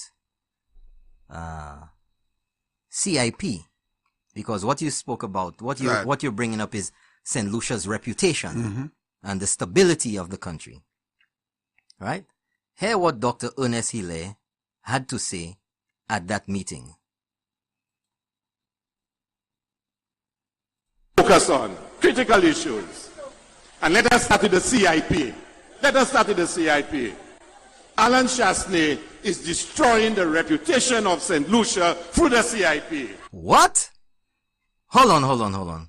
Let me play that again because it's always good to hear things in someone's own voice. Listen to this again. And let us start with the CIP. Let us start with the CIP. Alan Chasney is destroying the reputation of St. Lucia through the CIP. Really? Really? Destroying the reputation of St. Lucia? I think it's the SLP that's destroying the reputation of St. Lucia. And there is enough evidence. It's replete. Folks, it's replete. Replete. And not just words. Documents. Good night, you're on the air. Keeping it real. Sir. Good night. Good night, sir. Go ahead. Good night to you, Champagne. Good night, sir. How are you doing, sir? I'm all right. Okay. Before I get lost in the very first part of the program, I just want to acknowledge all the leaders and all who was responsible for the National Trust. I was informed four decades ago when the National Trust was formed. And from school, I have always, because I'm a history student, like my history, I've always followed the National Trust. But tonight, I just want to roll back to you, sir. I tell you, I've got a couple calls from outside of this country. People don't want me to mention their names, but I will not do that. That's okay. That's okay. You know, I think you tonight, the same way you would ponder on what was said by politicians. You're a talk show host, you're promoting a show, let's be real. I think some people are beginning to get a little jittery on your treatment of the National Trust. And I want to say thank you for identifying a couple more buildings. You know, and as I speak, you know, the sentiments come down to me that I do not support the way you handle the National Trust. But I'll tell you something. For taking out the subvention from the National Trust, the National Trust have to, and we will operate like a business. And that is why we will fight to get and protect what that act gave us, that right. And you said all of it tonight rightly. But caller, yeah? as you're saying that the National Trust can operate as a business, you are also alluding to the fact that they could have operated and contributed even further into their operations by... I will answer you, right? And answering you right now, it tells me from the bosom of Henry Girodi, Sir John Compton, when we spoke about it, because I was a little child, young boy growing up, and had the privilege to speak with those people.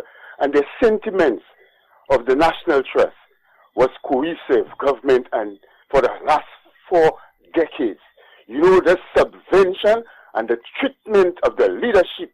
And look, let us look back at the divorce and all of those other people. And those of us who are volunteering to keep the National Trust alive. How we feel. Have a blessed night, my brother. Okay, good night. Thank you very much for calling. Thank you. Thanks, folks. Another caller keeping it real. But can I say something? He's expressing his... And he's expressing the fact about the subvention. But isn't the subvention just been taken off just this year or last year? What about all the years before? Well, but there was subvention 5 years ago, and this guy absolutely did nothing. Well, so if you want to make let's say that your use of the word nothing is hyperbole and it's not literal. But if he wants to make the point that the reason for the National Trust going this way is based on the subvention. Going what way? Going what way? Going what way? Well, what he's saying, they now have to act on their own and all that kind of stuff. But that's what he said. That doesn't make any sense. Because he said whether you get money or not, act on their own to do what? Because there's no money to run But anyway, let's get back on to track here again, folks. But just before you do that, I mean, the caller just added more fuel to the fire with regards to the National Trust. I don't understand its contribution, but nevertheless, go ahead. Right. I want to play it again so we don't lose track. Dr. Ernest Hille at an SLP meeting on the Castries Market steps on the 18th of April this year, 2018. And let us start with the CIP. Alan Chasney is destroying the reputation of St. Lucia through the CIP. Monsieur. Monsieur. Are you serious? I mean, is Ernest Hille really serious by saying that? Now, of course, he said much more in this meeting. But let me read something to you, because on August, let me get the date for you. Where is it? Here we go. On August the 22nd, in the Financial Times, a reputed world publication. Good night, you're on the air, keep it real. Yes, good night. Good night, sir. And I'm there listening. Good night, gentlemen. Yes, sir. Good night. Right. I just heard a caller, the most recent caller, yes, promoting the works of the National Trust or the responsibilities of the National Trust. Mm-hmm. But it doesn't really matter who was the head of the National Trust from the start. That was 1975. Mm-hmm. It's only that the act that created the National Trust didn't intend, the spirit of the act didn't intend for the National Trust to curtail or object to the development, the proper development of the country. That is correct. That's number one. Mm-hmm. Number two, I know Mr. Tulsi very well. Mm-hmm. Okay, the current head of the National Trust. And I can say openly that he is not for Alan Chasney. I've had words with him in the past. Number three, the question of the old jail, there is no question about it having to be demolished. There is no merit. I'm a conservator myself, a trained conservator. I have a degree in that. And it doesn't warrant me or permit me, the current state of the old jail, it doesn't permit me any interest in it. In other words, I don't even want to pass by it. To conserve is the business of the National Trust.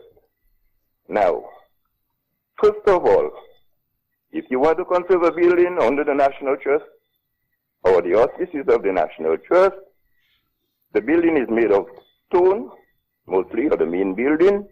It's painted. You don't paint old stone. That's the work of a conservator. And I want to say also that regardless of who has headed the National Trust in the past, they were not conservators. Mm-hmm. They had absolutely no proper background in directing a department or an entity such as the National Trust. In other words, they had to be better trained, including Mr. Tulsi. I would like to have him going through a program of training Thank you very much. You can see me anytime. Thank you very much for calling. Bye-bye. We appreciate your call. Have a good night. So, yes. So, we have Dr. Ernest Hilaire making that statement that Alan Chasney is responsible for what? The demise or the bad reputation or whatever he said of the CIP program. No, he said it's destroying St. Lucia. No. The reputation of St. Lucia. Reputation of the CIP program. Oh, it's the CIP? CIP. Okay. But yet still, on August the 22nd this year, just about a month and a half ago, almost 2 months, we have a report in the Financial Times, and it says quite the contrary. In fact, it says that the report describes St. Lucia's program as the Caribbean's most politically divisive. It states, the removal of unique features such as the $3 million net worth requirement and the 500 applicant annual cap opened the program to criticism within St. Lucia's political establishment. It also generated uncertainty as the opposition pledged to review all successful applicants for citizenship and potentially ask for larger contributions upon returning to power. Well, folks, what we know is that the current government removed the cap of 500 passports per year and made it unlimited. And they also reduced the payment from $300,000 to $100,000. Folks. And bear in mind, that's U.S. Eh? U.S. It doesn't really make a difference. It's important. It's important. U.S. doesn't really matter as far as the argument is concerned. The CIP program is not implemented or carried out on the whims and fancies of any individual. Not Ernest Hilaire, not Alan Chasney, not anybody else. Not Kenny Anthony. CIP is law. And in St. Lucia, as I've stated before, the supreme law of the land is the Constitution. And we all know there is no higher law. And the Constitution of St. Lucia, the laws, can be amended.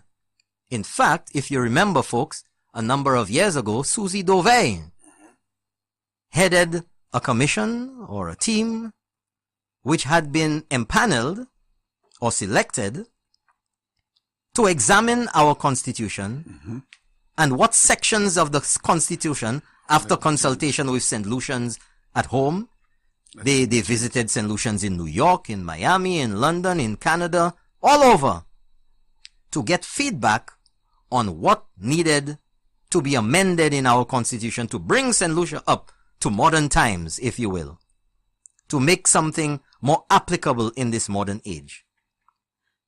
And Susie Dovey and her team came up with a number of recommendations for amendments to our Constitution, and those were presented to Kenny Anthony. His government was in office. Whether it was implemented or not is not really the factor that I'm heading at here. The fact is that our Constitution can be amended and it can be changed. We have our regular laws, criminal laws, business laws, whatever. And they themselves can be amended. They can be repealed, which means thrown out. You have old antiquated laws. Or new laws can be put on the books. Almost every year there are new laws, there are changes. The government goes, whichever government it is, goes to the House to make amendments. So our laws can be amended. So don't tell me that the CIP, which is another law, cannot be amended. Exactly. And if persons received their citizenship by investment, if you will, under the former administration, under this administration, with one set of laws on the books, their citizenship and the eligibility for citizenship is based on what the laws, the effective laws were at the time. So if this government finds or feels or concludes that the CIP regulations or the laws governing CIP should be amended for whatever reason, reduced from 300,000 to 100,000 to attract more people to St. Lucia, to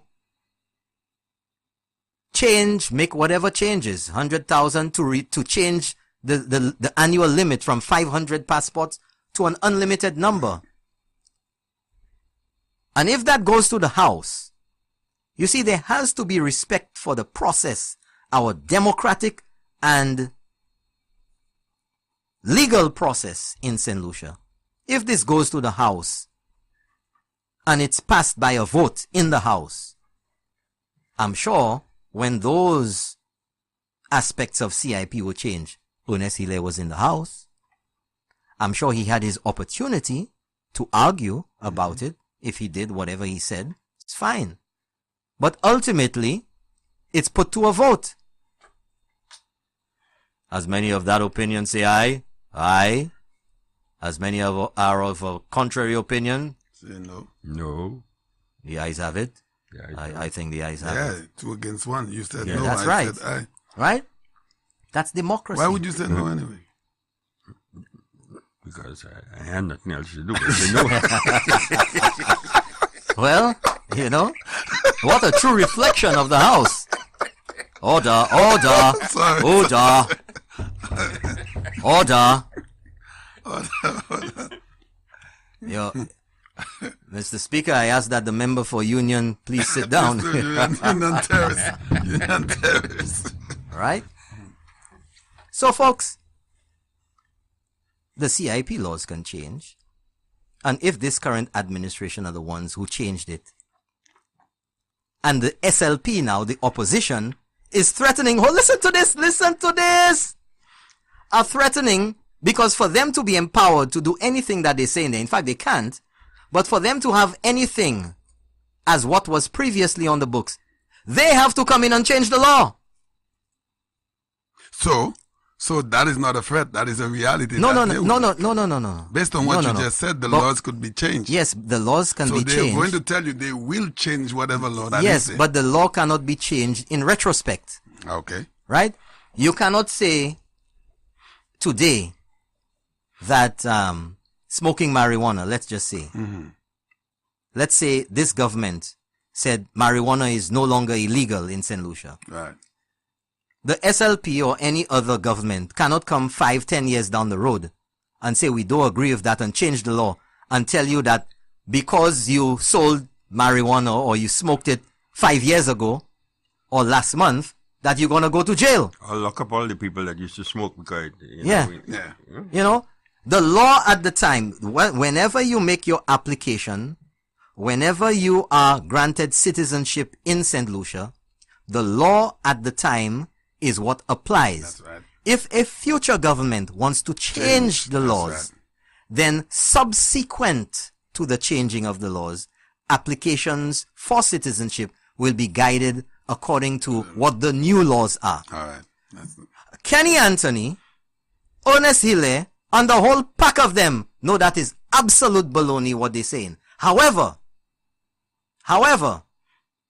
knowing that if Dr. Anthony is, as he says, a lawyer, and if he's supposed to be a constitutional lawyer, as people like to bandy about him, he should, that's fundamental.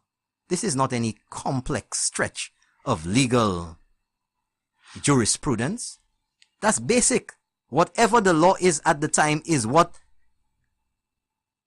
you are guided by. So, clearly, this is not for St. Lucian consumption. Clearly, it is to send off a signal to the outside world. And you as a citizen wanting to get a St. Lucia passport because it grants you easier access to a number of countries and whatever benefits you want, aren't you going to say, boy, it's too much trouble over there. Even though, I don't want to be caught up in court. I don't want to go through legal wranglings. I don't want the uncertainty of all of that. I don't know what type of government these guys will be when they get into office. But then again, when you look at this lawsuit that Dr. Kenny Anthony has filed now. So Ernest Hilaire is talking about Alan Chasney doing damage to our CIP program. But the SLP, based on the Financial Times report, goes further to say these statements were made via a St. Lucia Labour Party press release on January the 12th, 2017.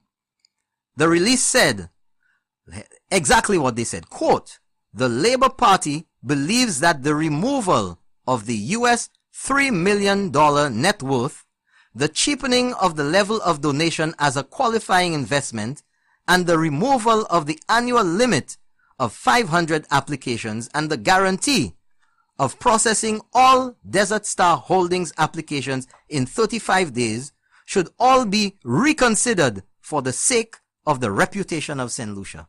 What does that mean?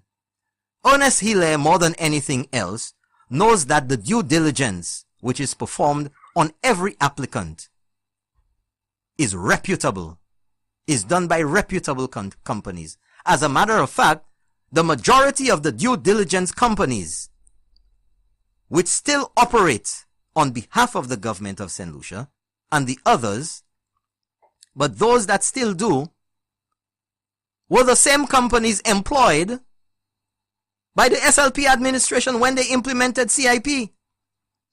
And at the time, when there were questions about the CIP process, Dr. Kenny Anthony vigorously defended somewhere in January or February 2016, vigorously defended the reputation of those due diligence companies. Whatever they were, they were around there somewhere. But that is not in contention, which companies provide these services.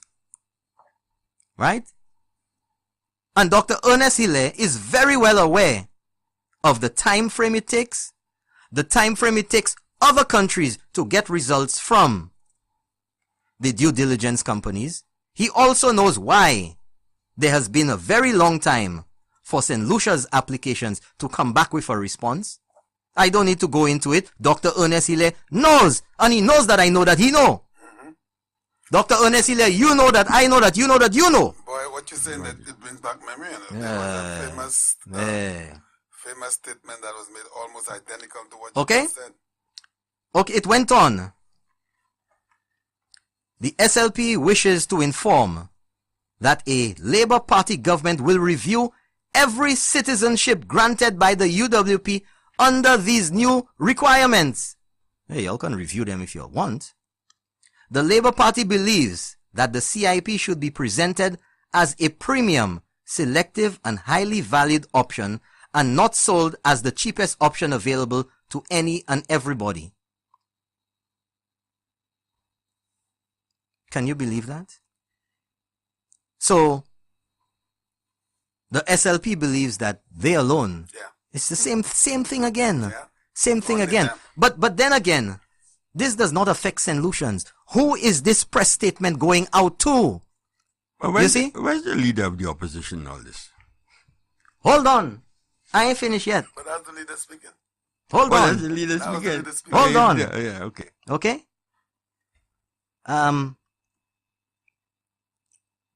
You would think that, but seriously though, you would think that kind of statement would come from the leader of the opposition.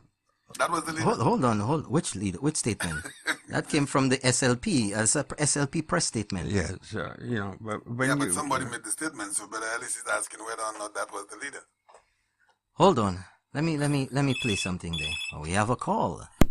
Good night. You're on the air. Let's keep it real. Yes, keep it real tonight. Good night, sir. Yeah, good evening to you. Go ahead with your contribution. Yeah, Mr. Norwood. Yes, sir. These are things like that St. Lucians need to be educated about.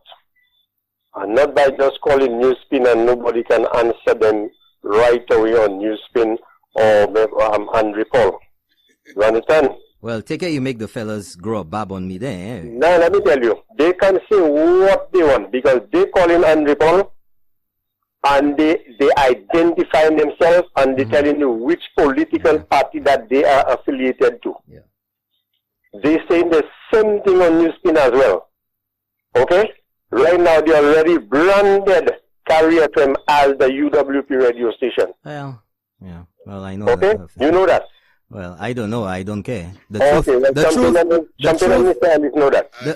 truth is not UWP or SLP. The truth is the truth. That's right. Yeah, but what I really want to hear tonight, But you know, caller, if you just give me just a second here. Mm-hmm.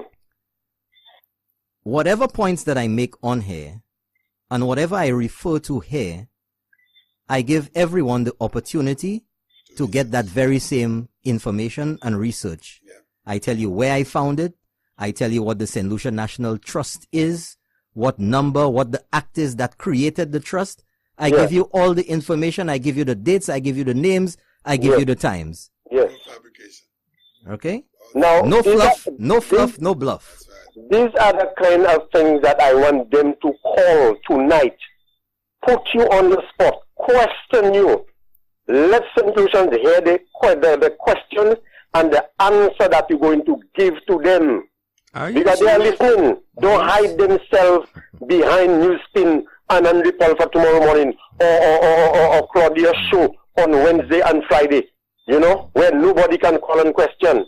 Let them call tonight and question Norbert on what he said because he have the documents. Question him. You understand? Because they have a way of brainwashing St. Lucians by just coming and just throw things on matter step. And St. Lucian next day saying, hey, you didn't hear what Hiller say. Dr. Hiller, because you have a DR in front of his name, and Dr. Kenny Anthony have a DR. Okay? Nobody doesn't have. The Prime Minister doesn't have. These are the kind of thinking that they have because they already been brainwashed. But the educational program that you have tonight there, you may not even get 4 callers. Yeah. So you see, let me tell you something, The real person that calling that radio station is the man from Newport, and I like him. He hides nothing. Whatever he have to tell you, he tell it straight off, I like him for that. That's right. But the rest are hiding, and tomorrow they will call the shows, right? And nobody can question them while they are on the air because it's one line. But this is the right time for them to question you. You're like a away. You understand? Just continue educating people, my brother, because a lot of things. I didn't know what was happening in Canary.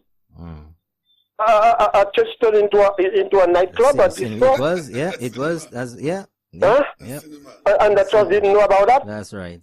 Well, as far as I'm concerned, it's no trust. Good night, my brother. Thank you very much. Thanks for calling. We appreciate every perspective here. But anyway, folks, I'd like to say thank you to that caller, and we encourage you to call 456-0931. If you want to email, the email address is info@keepingitreal.lc. Yes, folks. So, good night, gentlemen. An email from Canada. Good night, gentlemen. This has been one of your best shows. You've covered a wide spectrum of subjects and have made great and important linkages between current and historical events. Continue to keep it real. Well done. Thank you very much, caller. We've gotten a few emails from this caller before. Thank you. All the way from Canada. But, you know, continuing here, let me just, again, Spamweki D, Dr. Ernest Hille.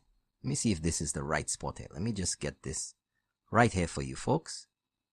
Listen to this.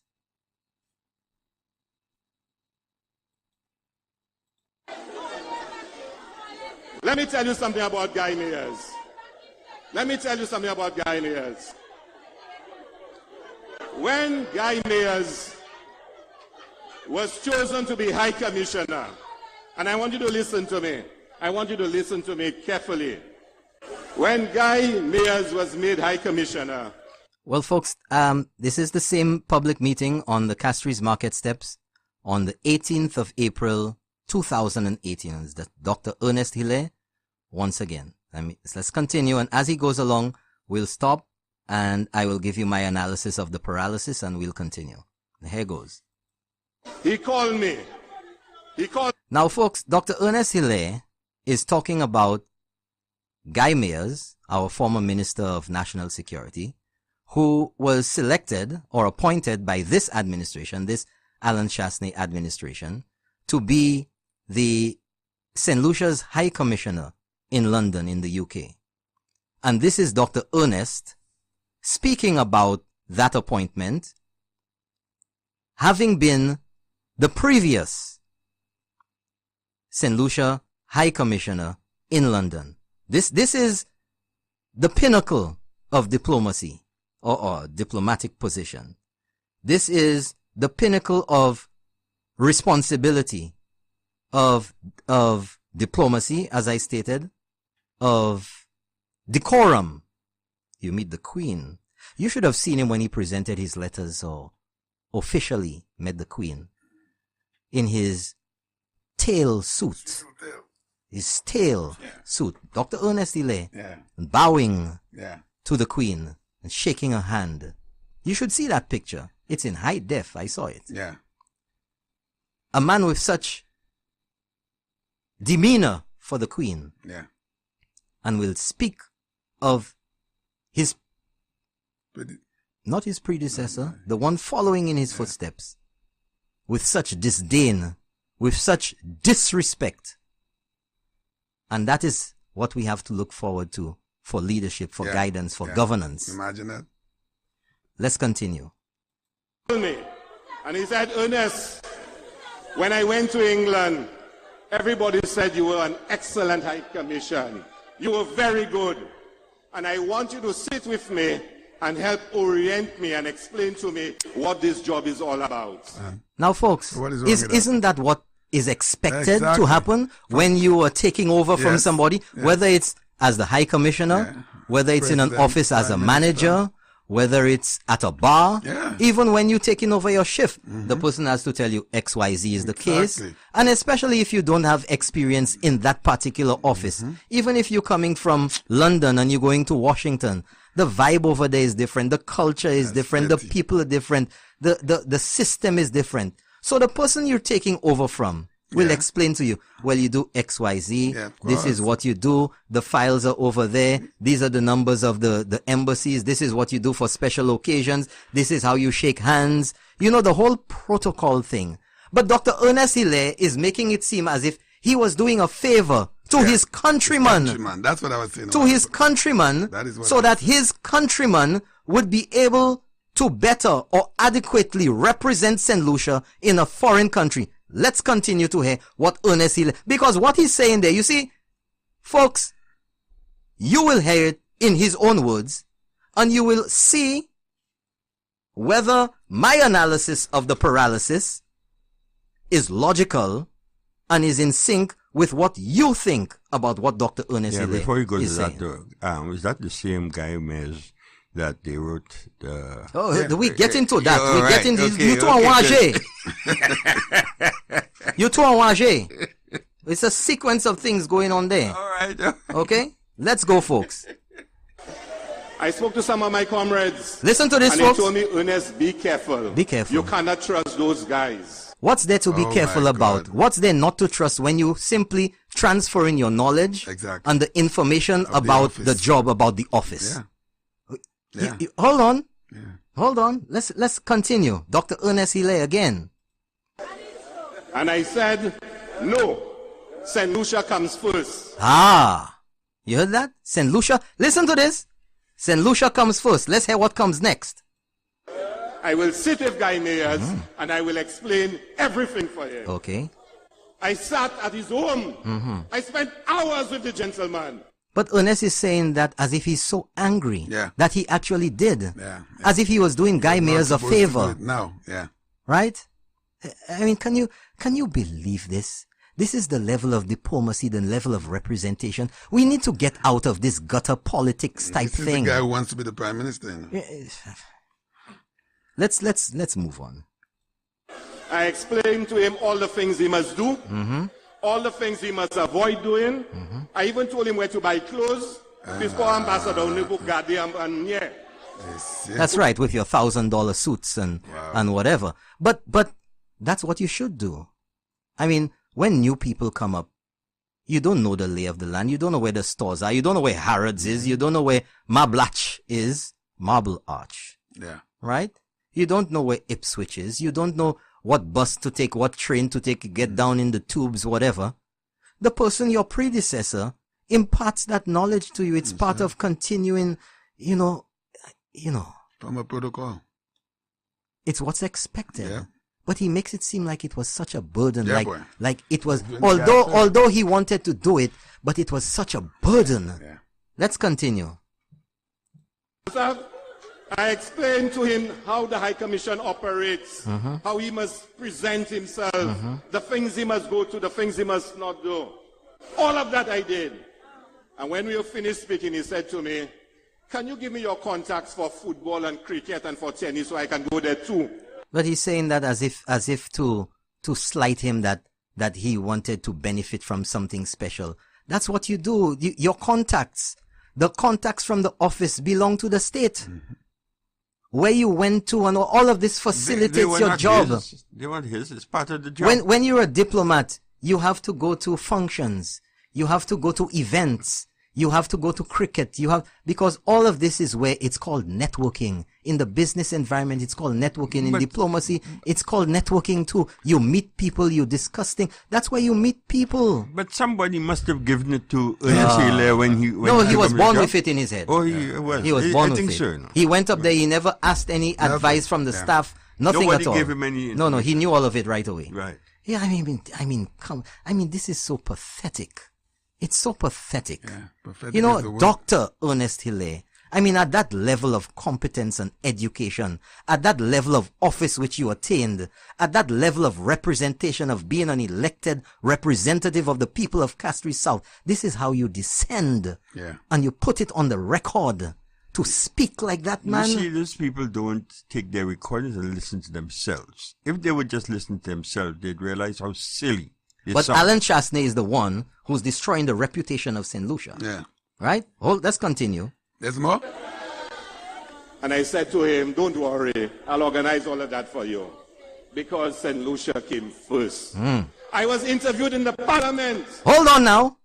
He was interviewed in the parliament. Ernest Hilaire. I was interviewed in the parliament. Listen, it's important, folks, to listen to the words people speak themselves. And I said then, and some of my comrades were angry at me for it. What were they angry I for? said I wish him the very best. Oh my gosh. You heard what Ernest Hilaire said there? That in wishing Guy Mayers all the best, his colleagues on the opposite side were angry at him because he wished Guy Mayers the best to represent St. Lucia in London as our High Commissioner, and wishing Guy Mayers all the best. His colleagues were angry at him. They were angry at him. What Ernest Hilaire does not say is how he responded to that anger by his colleagues. Did he chastise them? Did he say, I cannot support that kind of thing? Or was he party to it and simply being a hypocrite? Because if you say you're wishing him all the best and your colleagues are angry at you, you should have stood up to them. You should have said that's not the way to go. Hold on. No. We got to go back just a little bit because you have to hear this again. Lucia came first. Yes. I was interviewed in the parliament. Listen. And I said then, and some of my comrades were angry at me for it. I said I wish him the very best. Really? And St. Lucia, if he succeeds, will benefit. That guy Mayers. That guy. Right, folks? But he's saying all this to say what? No, seriously. He's saying all of this on a political platform to say what? He goes on to other stuff. 2 hours here. Oh, seriously, listen to me. I don't want to cut into your program, but I'm trying to sync everything. But you don't want to cut in, but you cut in. I have to, because listen to that. The gentleman is saying all this to prove what point? To say what? No, he's just setting the stage because he wants to say some derogatory things about Guy Mayers. But that is not important to the argument that I'm making, where I'm going. Right. Because that's subsequent. What he said has merit. Not good merit. Okay. But it needs to be pinpointed or pointed at. And what Ernest Hilaire said there is incredible. Right? But he's talking about Guy Mayers. And my question is, when your colleagues were angry at you, what did you say? Right? What did you say when they were angry at you for wishing your countryman the best. In the interest of your country. And you're in parliament. Hold on, you're in parliament where there's supposed to be a certain level of decorum, not any of this renegades. Yeah. Or I'll shoot from the hip and make shit come out of your mouth. Yeah. That was actually said in our house. Yes, sir. A gun was drawn in the house. Right. Let's not forget that. And who are the people who did all of that? This is why the predecessors of Unesile. Right. The same side. Well, the St. Lucians who don't know about it, learn tonight. Oh, we keep bringing it back. Reflecting. Right? Learn. So what I was saying earlier, and it comes down to all of this, is a pattern of behavior. Is a pattern of behavior. Right? So when we see this pattern of behavior with Ernest Hillay, this statement on the market steps about Alan Chasney destroying CIP is disingenuous. The people who were really destroying CIP is the St. Lucia Labour Party by the statements they make in causing people to lack confidence in our CIP program. And that is evidenced quite clearly by the article printed by the Financial Times on August the 22nd, 2018. It's not made up. It's the words of the St. Lucia Labour Party from their press statement. So now we go forward to wonder what is the continuing behavior, the pattern of behavior of the SLP. Good night. Thanks for calling. Keep it real. Okay, that one's gone. So what is the pattern of behavior? You know, I mean, there's been talk about a particular individual saying that they would write to investors. Yeah. Right? Yeah. They would write to investors and tell them not to invest in St. Lucia. But here, folks, I know you can't see it, but Champagne can see it and Mr. Ellis can see it. I have a letter. We're talking about pattern of behavior. Let's continue. That's right. I have a letter here dated the 17th of September, 2018. Just the other day. Yeah. Oh, no, this is, no. This, oh, almost read the wrong one, folks. They look so much alike. Let me get it for you. You have a wheelbarrow of documents there, you know better now, but tonight. No, this is not the one. Hold on a second. Oh, my goodness. Mr. Ellis. Well, what can I tell you? You know, it's a good thing that you have the technology today to have recordings so that people can't say they didn't say this, they didn't say that, you know. It's very interesting. And all I can say, anyone who wants to be a politician tomorrow, remember, you have to be careful. You have to look at the history, and you have to see how people say one thing today. Even today, with what's happening in the United States with Trump and the just appointed justice, he's saying one thing before and changing it tomorrow, and it seems to be something in the political arena. Remember when VAT was an oppressive tax? Yep. Okay, I'm back and ready to go, guys. And the same man who says it's oppressive is the same man who puts it in. Okay, here we go. I got it here. Yep. It's dated the 19th of September, 2 years earlier. And it is from the office of the leader of the opposition. Remember, folks, I'm talking about a pattern of behavior, right? A pattern of behavior. And in my analysis of the paralysis, it is all designed to create an impression on the outside, because this letter has no bearing internally, really. It's addressed to the Prime Minister, but it is CC'd to the British High Commission and opposition members of Parliament. So, although it is addressed, first of all, to our Prime Minister, the whole intention of this is to get to the British. 19th of September 2016, Honorable Alan M. Chasney, Prime Minister of St. Lucia. And it's from the leader of the opposition, and it is signed by Philip J. Pierre. Dear Mr. Prime Minister, I write to inform you in my capacity as leader of the opposition on the position of the St. Lucia Labour Party on the appointment of Mr. Guy Mayers to the post of the High Commissioner of St. Lucia to the United Kingdom of Great Britain and Northern Ireland. It is the concern of the opposition that Mr. Mayers, who served as Minister of National Security in 2011 by virtue of that role, was central to the government's policy at that time, which led to the alleged killing of 12 persons during an operation called Operation Restore Confidence. Consequently, there was strong condemnation from the United States government and other friendly governments. This led to a CARICOM-led investigation and submission of the well-known Impacts Report. The necessary follow-up action by the government of St. Lucia has remained a contentious proposition. It has constantly resulted in strong reactions from the government of the United States, the EU, and the government of the United Kingdom.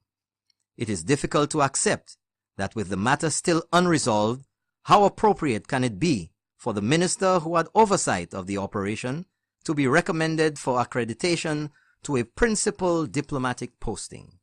The St. Lucia Labour Party believes that given the strong sentiments held by the government of the United Kingdom on the issues of human rights and due process of law, then deliberate consideration should be given to withdrawing the nomination of Mr. Myers and awaiting the conclusion of the process relating to the Operation Restore Confidence.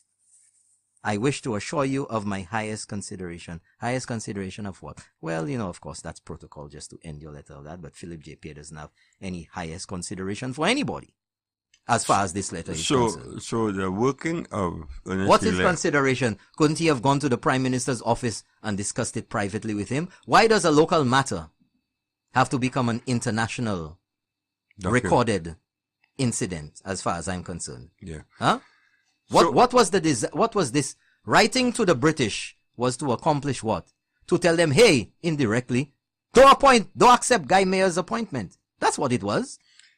So, if the Labour Party is not accepting Guy's appointment, why would Dr. Hilaire go and give him now, my friend, do you believe that Ernest Hilaire was not party to or did not know about this letter being written? And Dr. Ernest Hilaire, this is for you. If you did not agree with this letter, please let St. Lucia know that you were a dissenting voice. Let us know that you were a dissenting voice. But for all intents and purposes, since he has not said so, I will go ahead and conclude that Dr. Ernest Hilaire was party to this. That he was party to this letter. He would have seen that letter. He would have known that the letter was being written to the Prime Minister. In fact, at the bottom it says CC to the British High Commission and opposition members of Parliament. So Dr. Ernest Hilaire would know. But when did he have a sit-down chat with Guy Mayers to give him all the ins and outs? He said he went to his home. He went to his home. He went to his home. Right? Was that now, before this letter or after this letter? Well, I would suppose it was before. Or maybe after. I don't know. But hold on. This letter is dated 19th September 2016. The date of the meeting on the market steps was the 18th of April 2018. And he was referring to Guy Mayers already being up there. Because he makes reference to other things in that speech, in that address on the market steps. So, what do you think?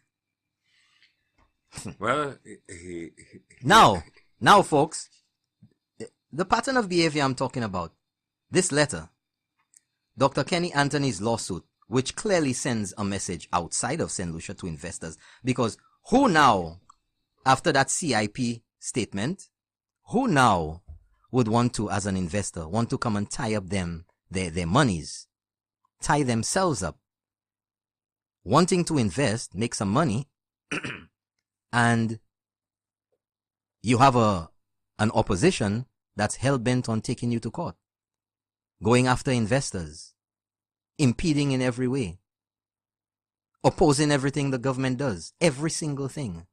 Government takes a loan from NIC, which is what the St. Lucia Labour Party did, oppose. The government wants to bring in DSH in Viewfort, the same company, the same gentleman that Dr. Kenny Anthony is seen in photos with and with a signature presented to Dr. Kenny Anthony. But nothing happened with him. But the UWP is going forward. They want to oppose it from the get-go. We had all this talk about patrimony. We had the St. Lucia Trust talking about patrimony. Where was the patrimony? Where's the patrimony with Jack Grindberg? Maybe we should ask Earl Huntley about that, because there doesn't seem to be too many people who know anything about it. Weren't there a number of members of the former administration who said they knew nothing? Did Philip J. Pierre not say he knew nothing about Grindberg? Hellenite Center, New York. Huh. Okay. So, there's lots of doubts. That was a one-man show. Well, there's lots of doubts about what went on over there. So, the central figure in all of this was Earl Huntley. And the courts had a lot to say about what went on there with that Hellenite situation in Brooklyn, New York. But we have to go on further, because there's more, folks. There's more. You want to take a break there, Uncle Ellis? Yes, definitely. Let's take a break, folks. Take a break. And we'll be right back. And we need to remember that it's just about 25 minutes to 11 o'clock. We did say we were doing 3 hours. Did you say you were doing 3 hours? We said we were doing 3 hours. No, and everybody kept that away from me? No, but you were there when we said that. Folks, if you'd like to give us a call, 456-0931, we'll or email info@keepingitreal.lc. Okay, we'll be back in a moment. Commercial break. Folks, still on Dr. Ernest Hille. And you know, Dr. Ernest Hille projects himself as this, uppity guy. And I think we give me that remote there. Folks, we sweating in the studio here ever since there. And Uncle Ellis has been messing around, fooling around with his nervous energy with the remote here, and it just started getting hotter, and it's been hot in here since we started, and all of us, we all are sweating inside of here, and the man have the thing on heat. They're wondering what's going on. I was keeping it real. Yeah. Have us boiling up inside of here. No, seriously, I was wondering what. Until I noticed he was, messing around with the remote in his hand. It was on automatic. Yeah, automatic. Automatic what? Your hand was on automatic. AC's coming back on there now. It's getting hoarse and everything inside there because it start getting hot. But anyway, folks, now that we're cooling down a little bit, I think I need that. Yeah, Dr. Ernest Hille again. And I mean, he made a preposterous statement, and I would really like him to substantiate it. A lot of guesswork, a lot of supposition, a lot of gross generalization, and not supported by any evidence at all. We have another call. Good night, you're on the air. Let's keep it real. Good night. Hello? Good night, sir. Hello? Yes, sir. You're on the air. You recognize the voice, right? I don't know. Golden Dragon. The Golden Dragon. How are you? I want to know why you guys making a gentleman feel so important by discussing him for so long and so much time. What do you mean? These are listen. He's the Prime Minister. These are issues that are affecting the country. The statements by elected representatives have weight and they have influence. And as a matter of fact, the report in the Financial Times of the 22nd of August of this year bear testimony that the statements made by the opposition is having an effect on St. Lucia's CIP program, an adverse effect. So what you're saying there is not supported by the evidence. And as a matter of fact, as a result, we have to push back against persons who are clearly affecting St. Lucia's credibility and viability. And as a result of that, affecting investments. And if there are no investments, there are not going to be any jobs. And if there are not going to be any jobs, there's going to be problems with our society and the social ills in society. And then that means there's going to be more crime. That means there are going to be family issues and everything else that comes with that. Yeah, but so yes, it is important. But number, you see right now, you're making me feel like we are in election mode. This has nothing to do with election mode. It's about dealing with the issues at hand. You cannot sweep such flagrant and blatant attacks on the viability of St. Lucia by individuals who have been elected and who are expected to do everything in their power in the interest of the country. Well, between you and me, I will say something, Well, it's not between you and me, it's between all of us. Saying between you and me, I'll say something. Yes. Right now, in my books, yeah, the fact that it took another guy in the person of Mr. what's his name, Mr. Francois, to file a case against the government for not appointing a deputy speaker. That should have been done by the Labour Party, who are in a position of being our opposition. That's the position, they're the opposition. They should be the ones to file this motion about the government not appointing Well, caller. Caller. Slow down. You have time. You can talk. Yeah. Right? The fact remains that an individual, a citizen, can file a lawsuit against anyone as long as he has standing, and clearly he has standing, and the courts allowed his submission. Yeah, but I'm saying that should have been the job of the party who have the right of being the opposition party. But hold on. Caller, slow down. If I'm correct, the standing orders of the House refers to the appointment of a deputy speaker from among the parliamentarians.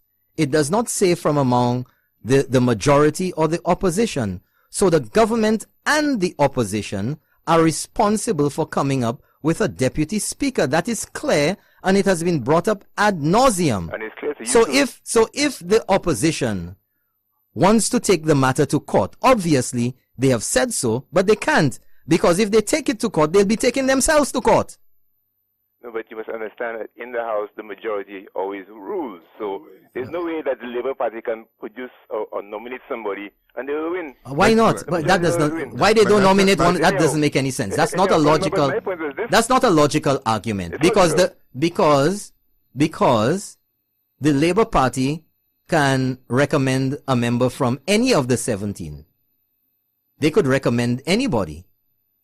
And so is the government. My point is this: that motion, that whatever they put in the House, in the court, that suit in the court, should have been done by the Labour Party. My opinion. And okay. Secondly, but even what Dr. Anthony just did there by filing also another suit in the courts against the government, that again should have not been done by Dr. Anthony, but by the Senatorial Labour Party, who are by right the opposition party. But so we have two indictments against Labour Party. One, they allow a third party to file about the deputy speaker, and two, they allow one individual, Dr. Anthony, to file against the government, when both of these issues should have been filed by the Senatorial Labour Party. But that's simply a matter of preference. There's nothing that precludes anyone from doing that. They are the ones who are in opposition. They should have been filing those two cases, and I think that's an indictment on them. No, Thank you, Chief. Thank you very much. All right, thank you. Well, I'm happy that he said it's an indictment on his part. I don't think it's an indictment on anybody's part. Anybody can bring the lawsuit from the side. The point of importance here is what are the grounds and whether they're relevant and whether they're supported by any evidence that Dr. Anthony can produce. And I say that he cannot present any evidence because he is not party to the negotiations. He does not have in his possession the official framework agreement. And as the government has said on multiple occasions, that the framework agreement is exactly what it states. And folks, if you Google what a framework agreement is online, go to Google. Google is online. You will see what it means. It's a framework. That's where you start from. That's where you start negotiating. And as time goes on, as you continue negotiating, you get changes until everybody agrees on everything. End of story. The government has said that when the final agreement is ready, they will inform the people of St. Lucia. Plain and simple. I wonder why Golden Dragon would think that we're in a campaign mode. Well, people are entitled to their opinion. Did Dr. Anthony have a framework agreement with Grindberg? Well, but that's exactly what it was, because it was not final, right? It was not final. The framework agreement, the agreement that they had been negotiating and discussing for how long? A year? At least a year before? Wasn't it kept secret for 9 years? No. From the cabinet? He's talking about Grindberg. Oh, you're talking about Grindberg? Yeah. What were you saying? I was thinking about the DSA. Was there a framework agreement with Grindberg? Well, I don't know. I don't know. There was one, Brother Ellis? But let's go on, folks. Let's go on. Right? I know it's late over there. We have people in Germany, in the UK, still listening to us. Bermuda, Antigua, Toronto, Ontario, Conyers, Georgia, South Africa. Croatia is still here. So it must be tomorrow already over there. A long time. Yeah. Thank you very much for continuing to listen to us, folks. We're absolutely thrilled that you will continue to tune into Keeping It Real so that we can give you the facts, the evidence, and you can come to your own conclusions, because you don't have to believe what I say. I give you the evidence and you can concur with me or you can detract. It's entirely up to you. Use your brains. That's what we encourage over here. And you know what? If you have a different opinion to us, we're still going to talk to you. Nobody's going to have any hard feelings against you. We're not perpetuating any of this nonsense over here. So let's go back to Dr. Ernest Hilaire and listen to some Papi show on the market steps. Listen, I mean, this is absolutely ludicrous. Again.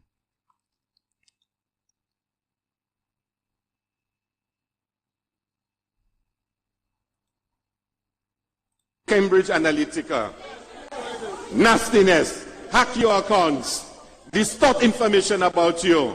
Who's hacking whose accounts? Maybe his account. But of course the inference here is that the government side is doing that. Listen to your conversations on the phone. Listen. I even heard they bought a very expensive piece of equipment to listen to all the conversations of St. Lucians that they want to. So, viens sa okadia so phone la. Tout se petit nom la, viens sa okadi, tout se jala. Listen to this. Because Shasnika Mako. Shasnika Mako. Shasno is... Wow. When was that? I never heard of this thing.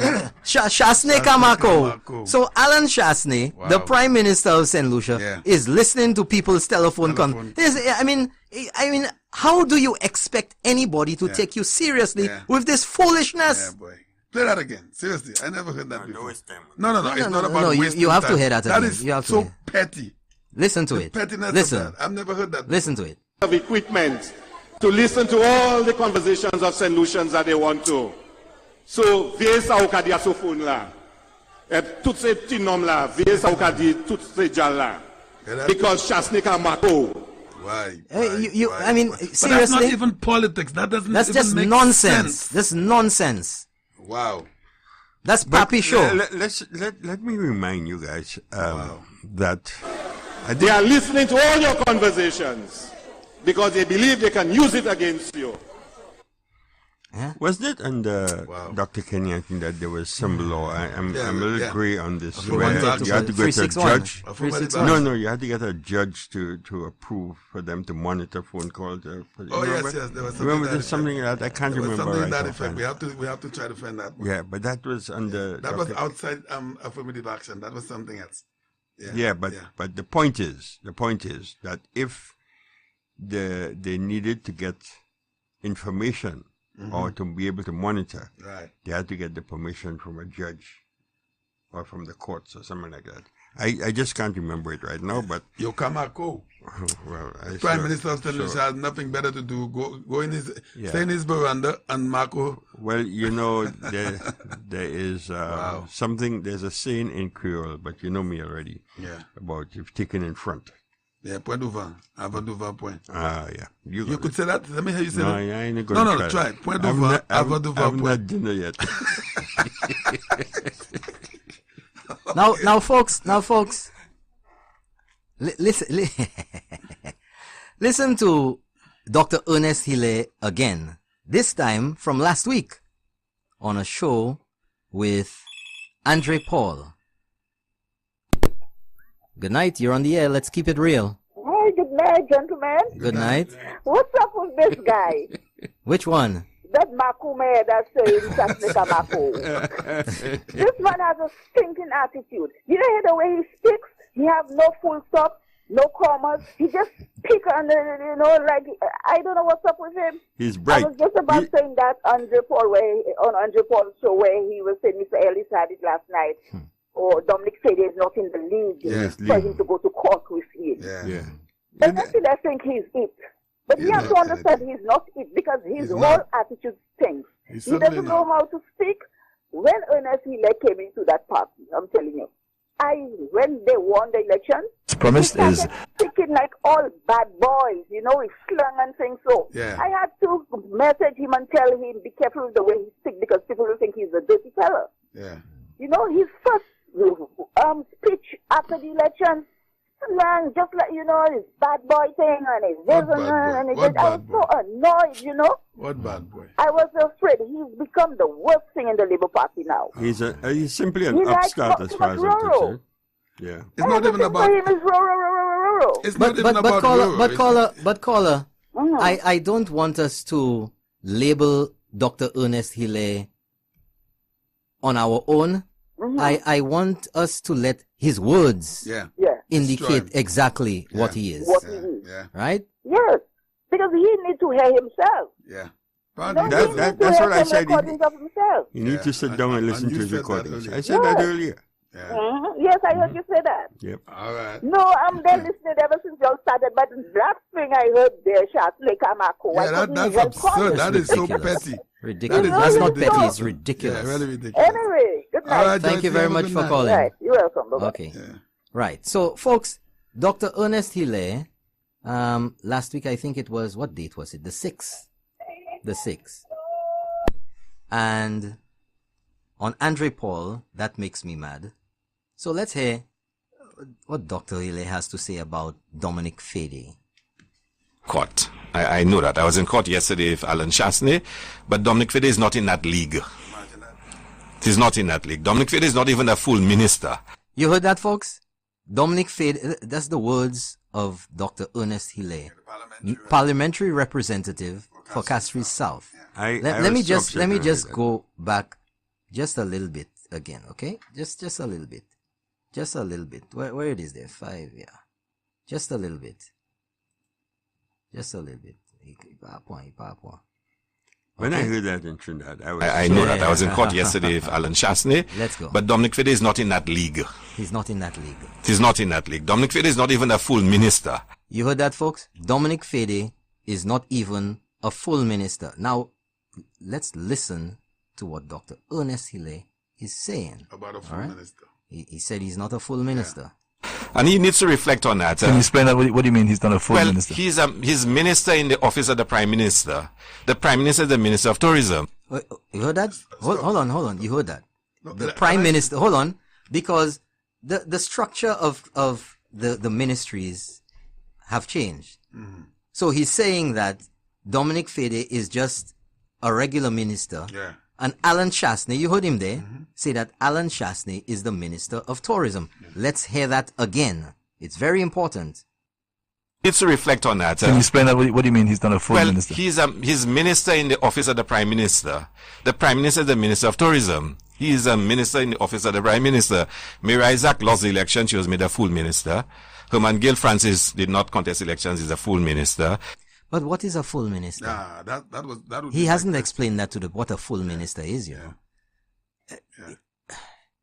Jimmy Fletcher was not elected, but he was made a minister. Does that mean he was a full minister? Well, he had a lot of portfolios. But hold on, let's continue. Fortuna Bell was lost. She was made a full minister. He's not a full minister.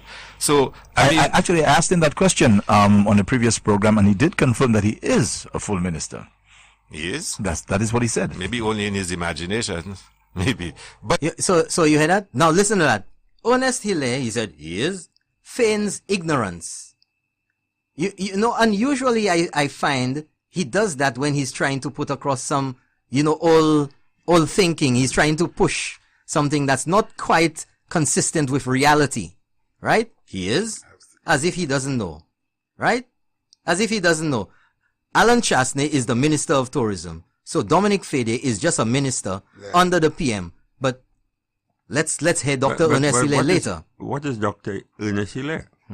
Well, hold on. Let's go. Let's go. Let's hear Dr. Ernest Hille later on, about 36 minutes later, half an hour into that interview. Let's hear him and hear what he said to Andre Paul. All right, let's go on. Is the cost, and they're getting a loan from the Taiwanese. Why are they trying to get another loan from the local banks of $75 million? Yeah, but by your own admission, you want to know. I gather that you're saying you're not quite sure. whether that's But a he's fact. Minister of Tourism and he was... Hold on. He's Minister of Tourism? Yep. Half an hour later. Yes. Right? Yes. He's Minister of Tourism. Yeah. I was talking about the Rwanda International Let's Airport, say. so maybe he can stop calling me liar and come and provide the information to the people of St. Lucia. Provide. I need him as Minister of Tourism to come clean on that. You hear he said it again? I need him as minister. A while ago, Alan Chasney was the minister. Good night. Thanks for calling. You're on the air. Let's keep it real. Good night. Good night, ma'am. Good night. I would like to know why in a short period of time, Invest St. Lucia has changed the CEO so frequently. Up to tonight, I'm in a new CEO, Mr. Roderick Cherry. I don't know. What's frequent? What do you mean by that? I mean, over a short period of time, I've had so many CEOs. How many? What's so many? What period of time? CEO. In what period of time?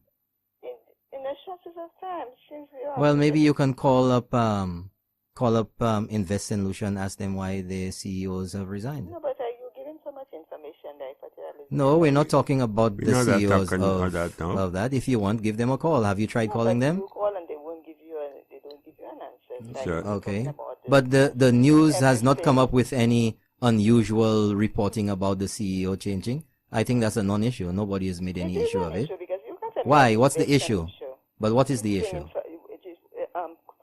For the CIP and CEO there doesn't appear to be. I mean, it just says something. No, it doesn't say anything. You want it to say something that's not there. Something is not right. What does it say? But no, ma'am. Let's be factual over here, not just guessing.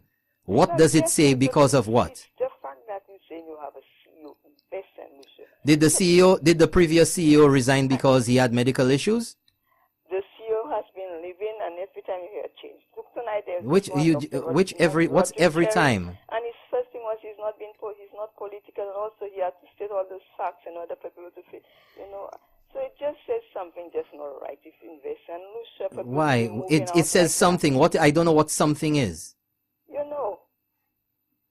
just don't want to admit it. How you come to that conclusion? I know what. You should know what. When you were right there in the Prime Minister's office. No, what do you mean? I should know. You're guessing again. You have to say something positive. But if you're just guessing. If someone sends in a resignation from a new job, ma'am, and 1 month later that individual chooses to resign, and they're supposed to hire a new person? But then it has to say it's not just one person resigning. It's about three. That's about the third person, I think.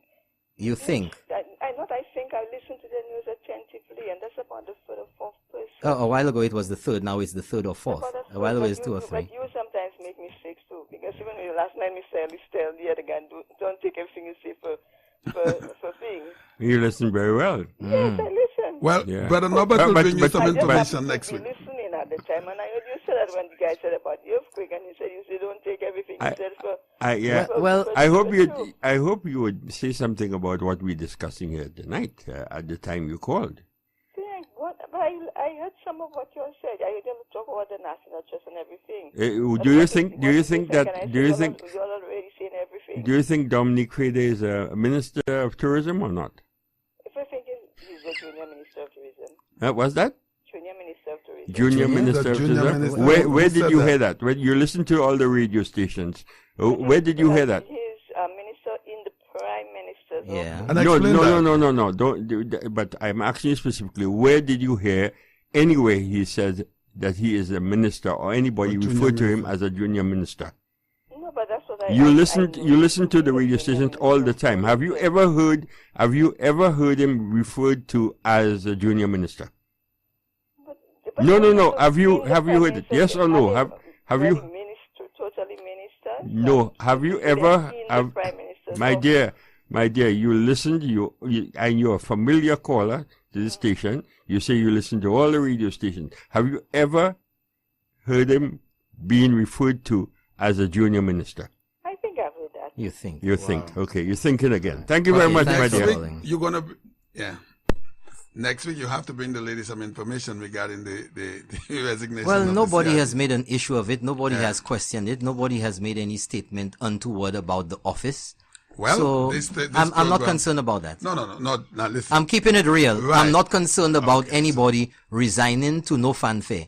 Everybody have the right, they have the freedom to move on to another job, to take leave because they medically ill to stay with their wife if she's not well. That's I right. don't have to investigate that. I don't have to question that. That's right. The work of Invest St. Lucia continues with a new CEO who's aptly qualified, and that's all I'm concerned So about. is Dominic Fede, according to Ernest Hilaire, A minister? No, he acknowledges that he's a minister, right? Twice, right? No, but Well, play it again. let's Play it again. just Let's play it again. let's try and get that. Boy, these politicians, I tell you, these No, not wannabes. I Okay, don't let's know. go here. So maybe he can stop calling me a liar and come and provide the information to the people of St. Lucia. I need him as Minister of Tourism to come clean on As that. Minister of What exactly is the cost of the Hood Airport? Why are they seeking an additional loan from local banks, for which a loan has been sourced from the Taiwanese? I want the minister, because that is the cost, and they're getting a loan from the Taiwanese. Why are they trying to get another loan from the local banks of $75 million? Yeah, but by your own admission, you want to know. I gather that you're saying you're not quite sure whether that's But a he's fact. Minister of Tourism, and he was talking about the Rwanda International Airport, so maybe he can stop calling me a liar and come and provide the information to the people of St. Lucia.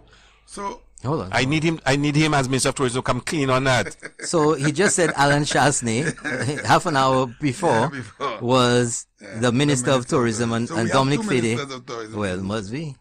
You see, it ties back to When the it's- word there's no he said. consistency, it's just it just ties spewing back stuff. to how he wants to disregard Yes, people. yes. Yeah. You know, That's all he's it not is. in a league, so So he's not a minister. He's in a league that he can only But go in court with prime ministers. Honest Hilaire knows that what he's saying You know? is absolute nonsense. It's absolute nonsense. But why He he knows keep that. why he continue to make those kind of speeches? No, he just want to put people down. That's, you see, you know, he wants Yes, to disregard you. He disregard. But He's what is he bigger, so much? and that's what he's doing to the leader of the opposition. That's That's all what it he's is. doing to his leader of the opposition. But what is this guy doing? Teacher pussy say you can't tell a lie, you're going to hell as soon as you die. Teacher pussy say you can't tell a lie, you're going to hell as soon as you die. That was Lord Nelson. Liar. Now, when it comes to playing old-time clips, That's your That's league. my job. That's you your can't, league. you can't come That's on. your What, league. what happened? You want to fight there with me? No, hold on. We're talking about leagues. That's your league. You want to fight? Listen, guys, it's 11 o'clock, you know. We've gone Well, 1 it is, hour folks. over the time. We've gone over, and I haven't even touched on everything, but I think we did a pretty good job tonight of getting a lot of the information. As you can see, folks, what I chose, or what I intended to do tonight, was to show to you, or to expose, a pattern of behavior with the SLP, the St. Lucia Labour Party. A pattern of behavior in sabotaging the reputation of St. Lucia, in sabotaging our image out there, which will affect investors coming to St. Lucia, which will affect our viability with CIP, which will affect ultimately life in St. Lucia, jobs in St. Lucia, our social activities in St. Lucia, which will affect crime, which will affect the social fabric in St. Lucia, which will affect households, which will affect everything in St. Lucia. And just before we go, I'd just like to end here, because some time ago I had started off with my final thoughts, and I'd like to end with that tonight. Good night, you're on the air. Let's keep it real. Keep it real, but I have no facts. You have no facts. Yeah. What would you like to Good say? morning. Bonsoir. Good night. Bonsoir. You see, I didn't want to call tonight, but I was just about falling asleep. And firstly, let me congratulate all three of you all, but I will give the real kudos to Brother, what's his name, Robert William. Thank you very much, sir. What I want, Philip Baby Boy JP, I call him Baby Boy, and this is Charles Coyle Fukula Popo. Philip JP Baby Boy, Philip Pierre, to understand that in 1979, if I'm right, 16:1, right? The first thing Philip J.P. have to say to himself that I have been doing research and he's not a lover of the Labour Party supporters. He doesn't want him to be Prime Minister. And he can get in touch with me anytime. He has my number. He knows where to contact me. Number 2, the Prime Minister, which is Alan Shaftney, have appointed Norbert Williams, who is a former diplomat, and I will not tell him diplomat for what, but he's a diplomat, and he has the qualifications. He has what it takes to lead the UWP to the next victory. And even though, Well, thank you for that confidence. no, I know, because I know the guy. The guy has what it takes, and any man who can speak the Spanish language fluently is a threat to me. Is a threat to Champagne. Are you referring to Champagne? That's, Charles, don't even pay attention to it. Anybody who can speak the Spanish language fluently is a threat to me. But the point I'm making, Kenny Anthony, when he got power, he said he chose the best qualified, culture vultures to represent him. I call them culture vultures. And you know why? And now, well, Lionel Ellis is just a tip in the iceberg where you have Champagne there as, just a guy with them. Yeah. But the main target is diplomat, attaché, Norbert Williams. Yeah. Right? Now, if the program called Keep It Real? Keeping it real. Real, something else. Keeping it real. Keeping it real. Thank you very much, sir. I'm calling on Salty Bus, before you close the program from Beaufort, to call back the program, and he had to apologize, on behalf of Kenny Anthony, because he said the last time that the UWP should give Unesile a chance in the government. Well, Unesile cannot fit in there. Where was he? He cannot fit in there. Huh? To come to an end, the problem is this. The Labour Party guys, they had it all. And now, the UWP is in power. I'm not playing politics, because I'm a culture man. I'm not in politics. But what I want the Labour guys to understand that UWP is in power. And economist, Dr. Alan Shaftney, is there. He came with changes.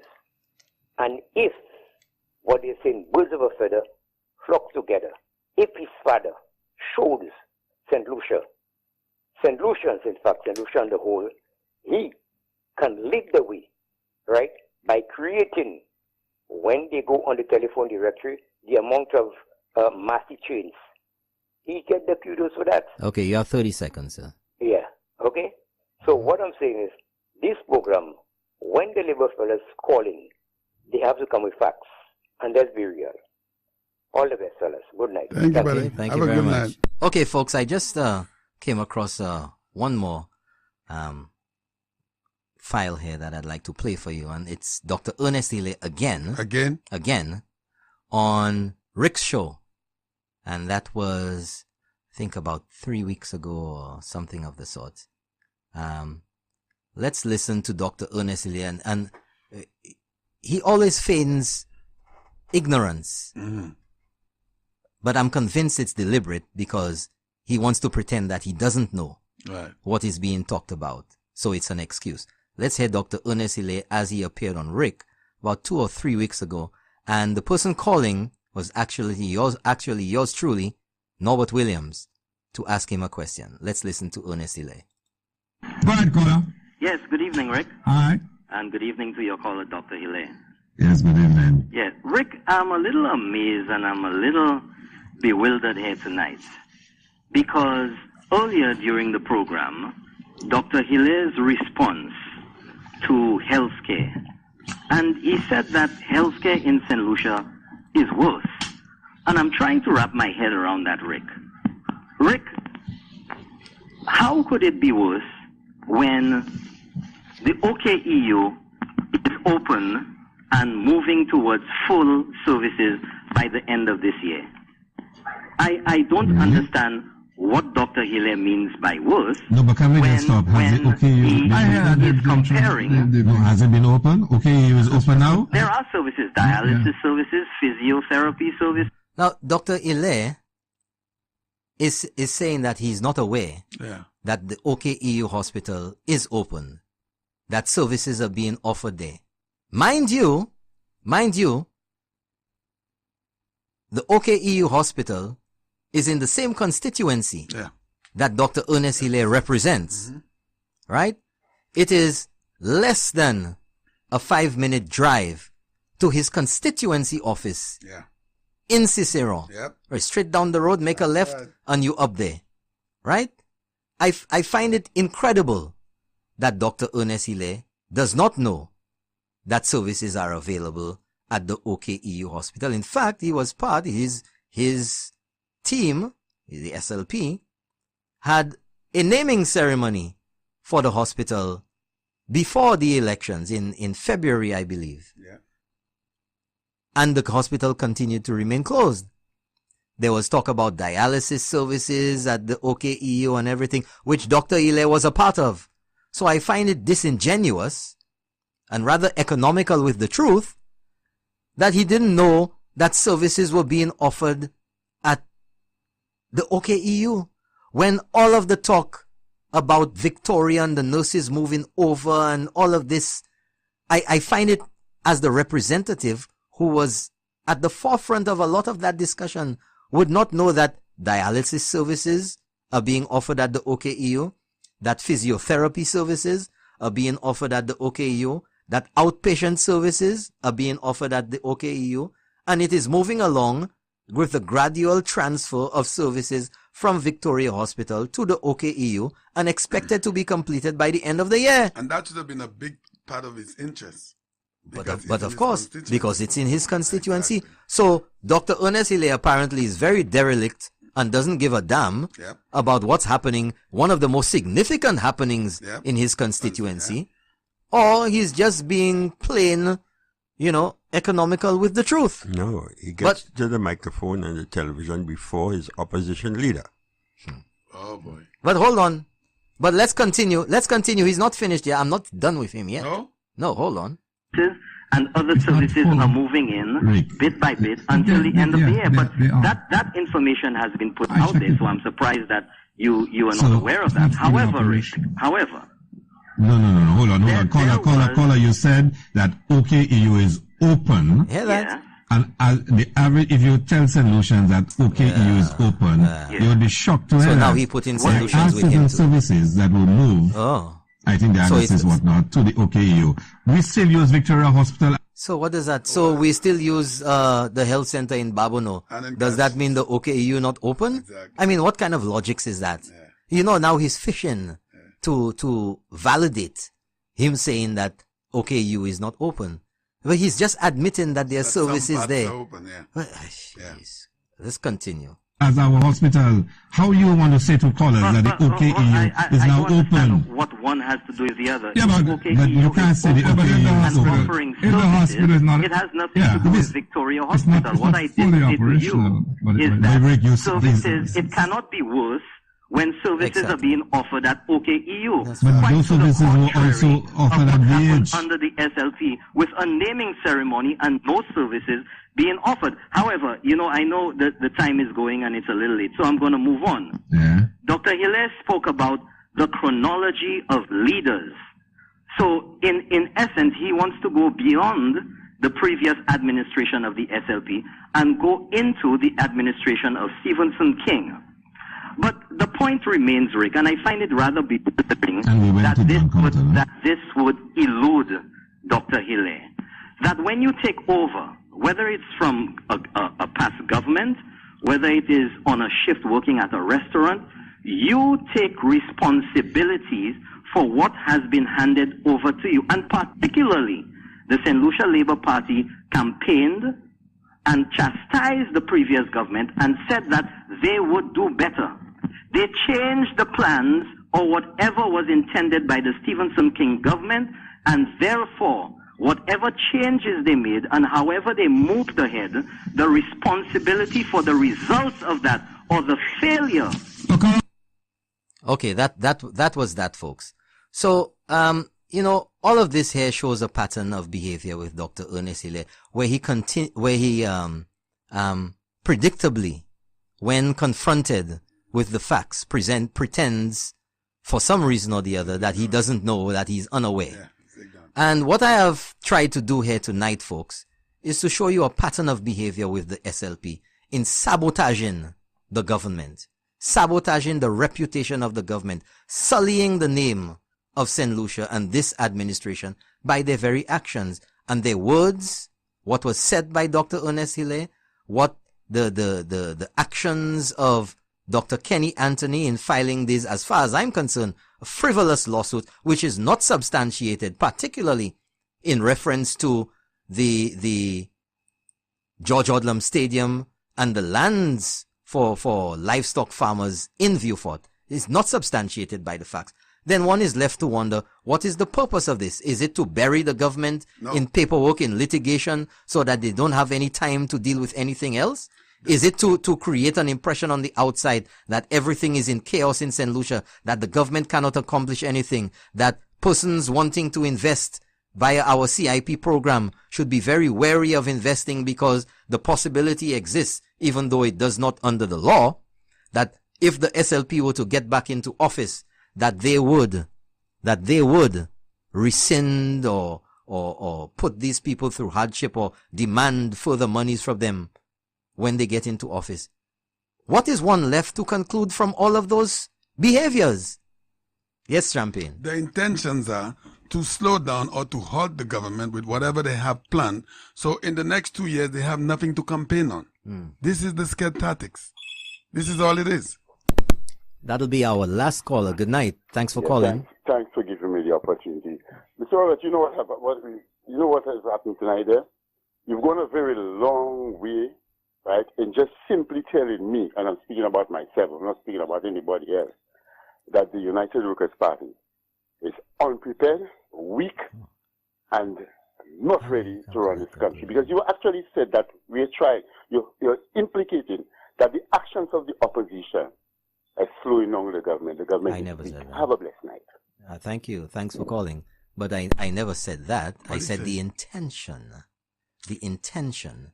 And actually, there is a report which says that based on the statements primarily in the Financial Times, based on the statements made, the threats made by the SLP, those statements have adversely affected St. Lucia's performance with CIP. C'est pas moi qui dis. Okay? My brother sound a little aggressive tonight. Brother Salty, what's wrong with you, my brother? Why you sound so aggressive tonight? You don't always sound like that. So let's end tonight, folks. Let's end tonight with what I will call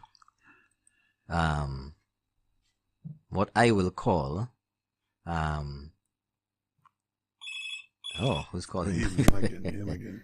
Thank you for calling. Let's keep it real. You're the last call. Okay, sounds like that person hung up.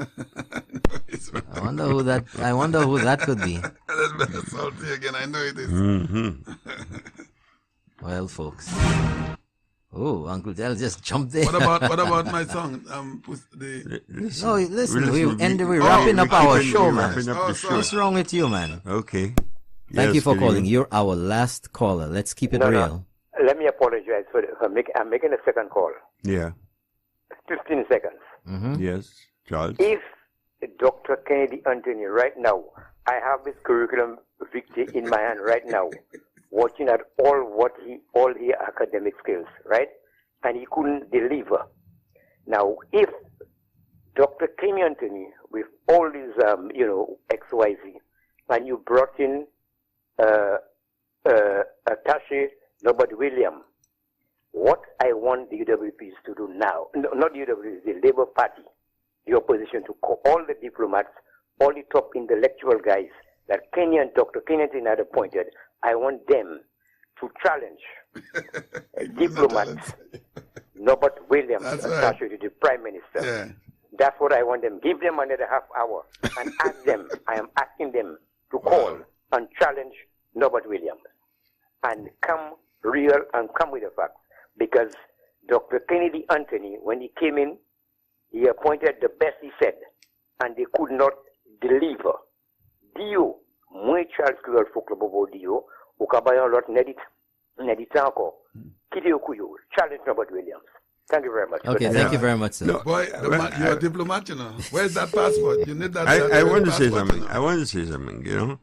Never before in the history of St. Lucia, may I put it this way, that they've had talk shows that seem to penetrate the minds of the Labour Party supporters.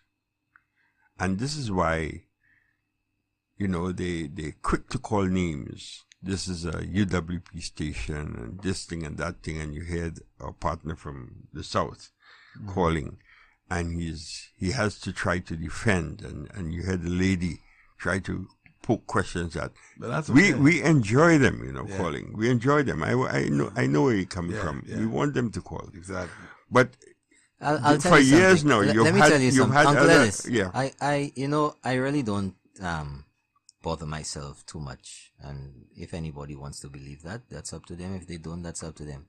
I really don't bother myself with what people think about who I support or not. My intention with this show is to keep it real. That's right. And the people who know me, and lots of people do know exactly how I deal with issues, and I tend to prefer to be very factual. And that is why during my presentation and during the show, I give people every opportunity to validate the information that I've given them. I give them the source of the information. I let them search online. I make logical arguments for them. I make the analogies for them, and they can either concur or not, because it is their decision. But we don't have to be at loggerheads. We don't have to be, I want at each other's throat to have a difference of opinion. I want to conclude my statement here. What I was trying to say is that, I want to compliment you for the work you're doing in bringing the information that you have to the people to explain certain things that would not be explained on any other radio station. And I always said that. Right? And any of the other talk shows. They've been coming on. There's a talk show that hits Chasney. You can count. They call his name 101 times in an hour. Right? There are talk shows that come out, and they for years they've had talk shows on television, promoting the Labour Party, and everything negative about the UWP, right? So I'm saying that we have a wind of change, that something is coming to create a balance, so that when something is said, you can hear a counter argument, and this is healthy for the nation. But you know, one of the things that I have detected recently, well, for a little bit now, is that St. Lucians are becoming tired of the nonsense. Because eventually it gets to you, you realize, over time you realize, just as I say, time is the catcher, the people of St. Lucia are beginning to realize it's just a lot of noise and foolishness that doesn't make any sense. Yeah, but you know, they're saying that if you give wrong information all the time, people tend to believe it. But that is the thing that people are realizing is nonsense. Seeing that when the time comes, they will be able to vote with their conscience and not with the rum and the chicken and the you know. But if you may and the $5, we accept the callers, though. We appreciate them calling. Yeah, they call. Because, and I tell you, a lot of them want to call you. I would love for them to call at any time, because I know you would give them a listening. I get the feedback. I would give them a listening. I get the feedback every day, That boy. is how you get your ratings on your talk show. And we're still not here to compete with any other talk show. This is not what we have. Right. Somebody sent me a message there, and they say, and I second that champagne, but I don't know what they're referring to. Yeah, we're not here to compete with any radio station, any talk show. I love the fact that Brother Norbert is. Listen, look at the amount of documents that's sitting on that desk there. I wish I tell you, if we have to go through all of that day tonight. I wish the public could see avocati papier, the amount of paperwork the man has here. So you hear the man calling me names. You hear the man calling me names. Well, I'll tell you something. Maybe. Hold on. Yeah. Maybe you can call me an avocati papier, but there are other people out there on air who are avocats sans papier. Yeah. Sans papier. Okay. You So know? that puts you on a certain level. All right. Well, you know. And But St. Lucia, we love you and we want you to call us at any time. You're a different person without your bow tie. Well, I was boiling in. I was in a boiler room. I had to take off the bow tie. Exactly. Listen, man, don't worry about that. But let me tell you something. It's amazing how people can make you popular because a certain, envious talk show hosts found it fitting to mention my name. I don't know why. Multiple times. All I do is be factual. I don't take things personal. I just get straight to the point. And I support what I say. Now I'm walking in town, in the market, in town anyway. I see people look. I'm like, that's like a look like people know me. I say, Mr. Bowtie. Mr. Bowtie. Some old ladies, and I'm like, hi, hello, Elderly ladies. Elderly. That's how I'm ready. But folks, I think it's about time to wrap it up. The time has flown by, and we're glad that you've stayed with us. We still have quite a number of people logged in outside of St. Lucia. I look at all Germany, Georgia, Toronto, Ontario, Canada. Wow. Antigua, Hamilton, Bermuda, South Africa is still there. Croatia is there. What's the time in Croatia now? Maybe about Champagne? 5 o'clock, 6 o'clock, maybe 6 You hours sure about ahead, that? right? After 5. No, that's London is 5 hours ahead, and Croatia is even further east, going off. Exactly. Oh, so it must be 7 o'clock, 8, 9 o'clock in the morning. Let me just check here. What is the time in Croatia? I want you all to check on the time in St. Lucia. The time in Croatia is 5:28 a.m. 5:28 a.m. But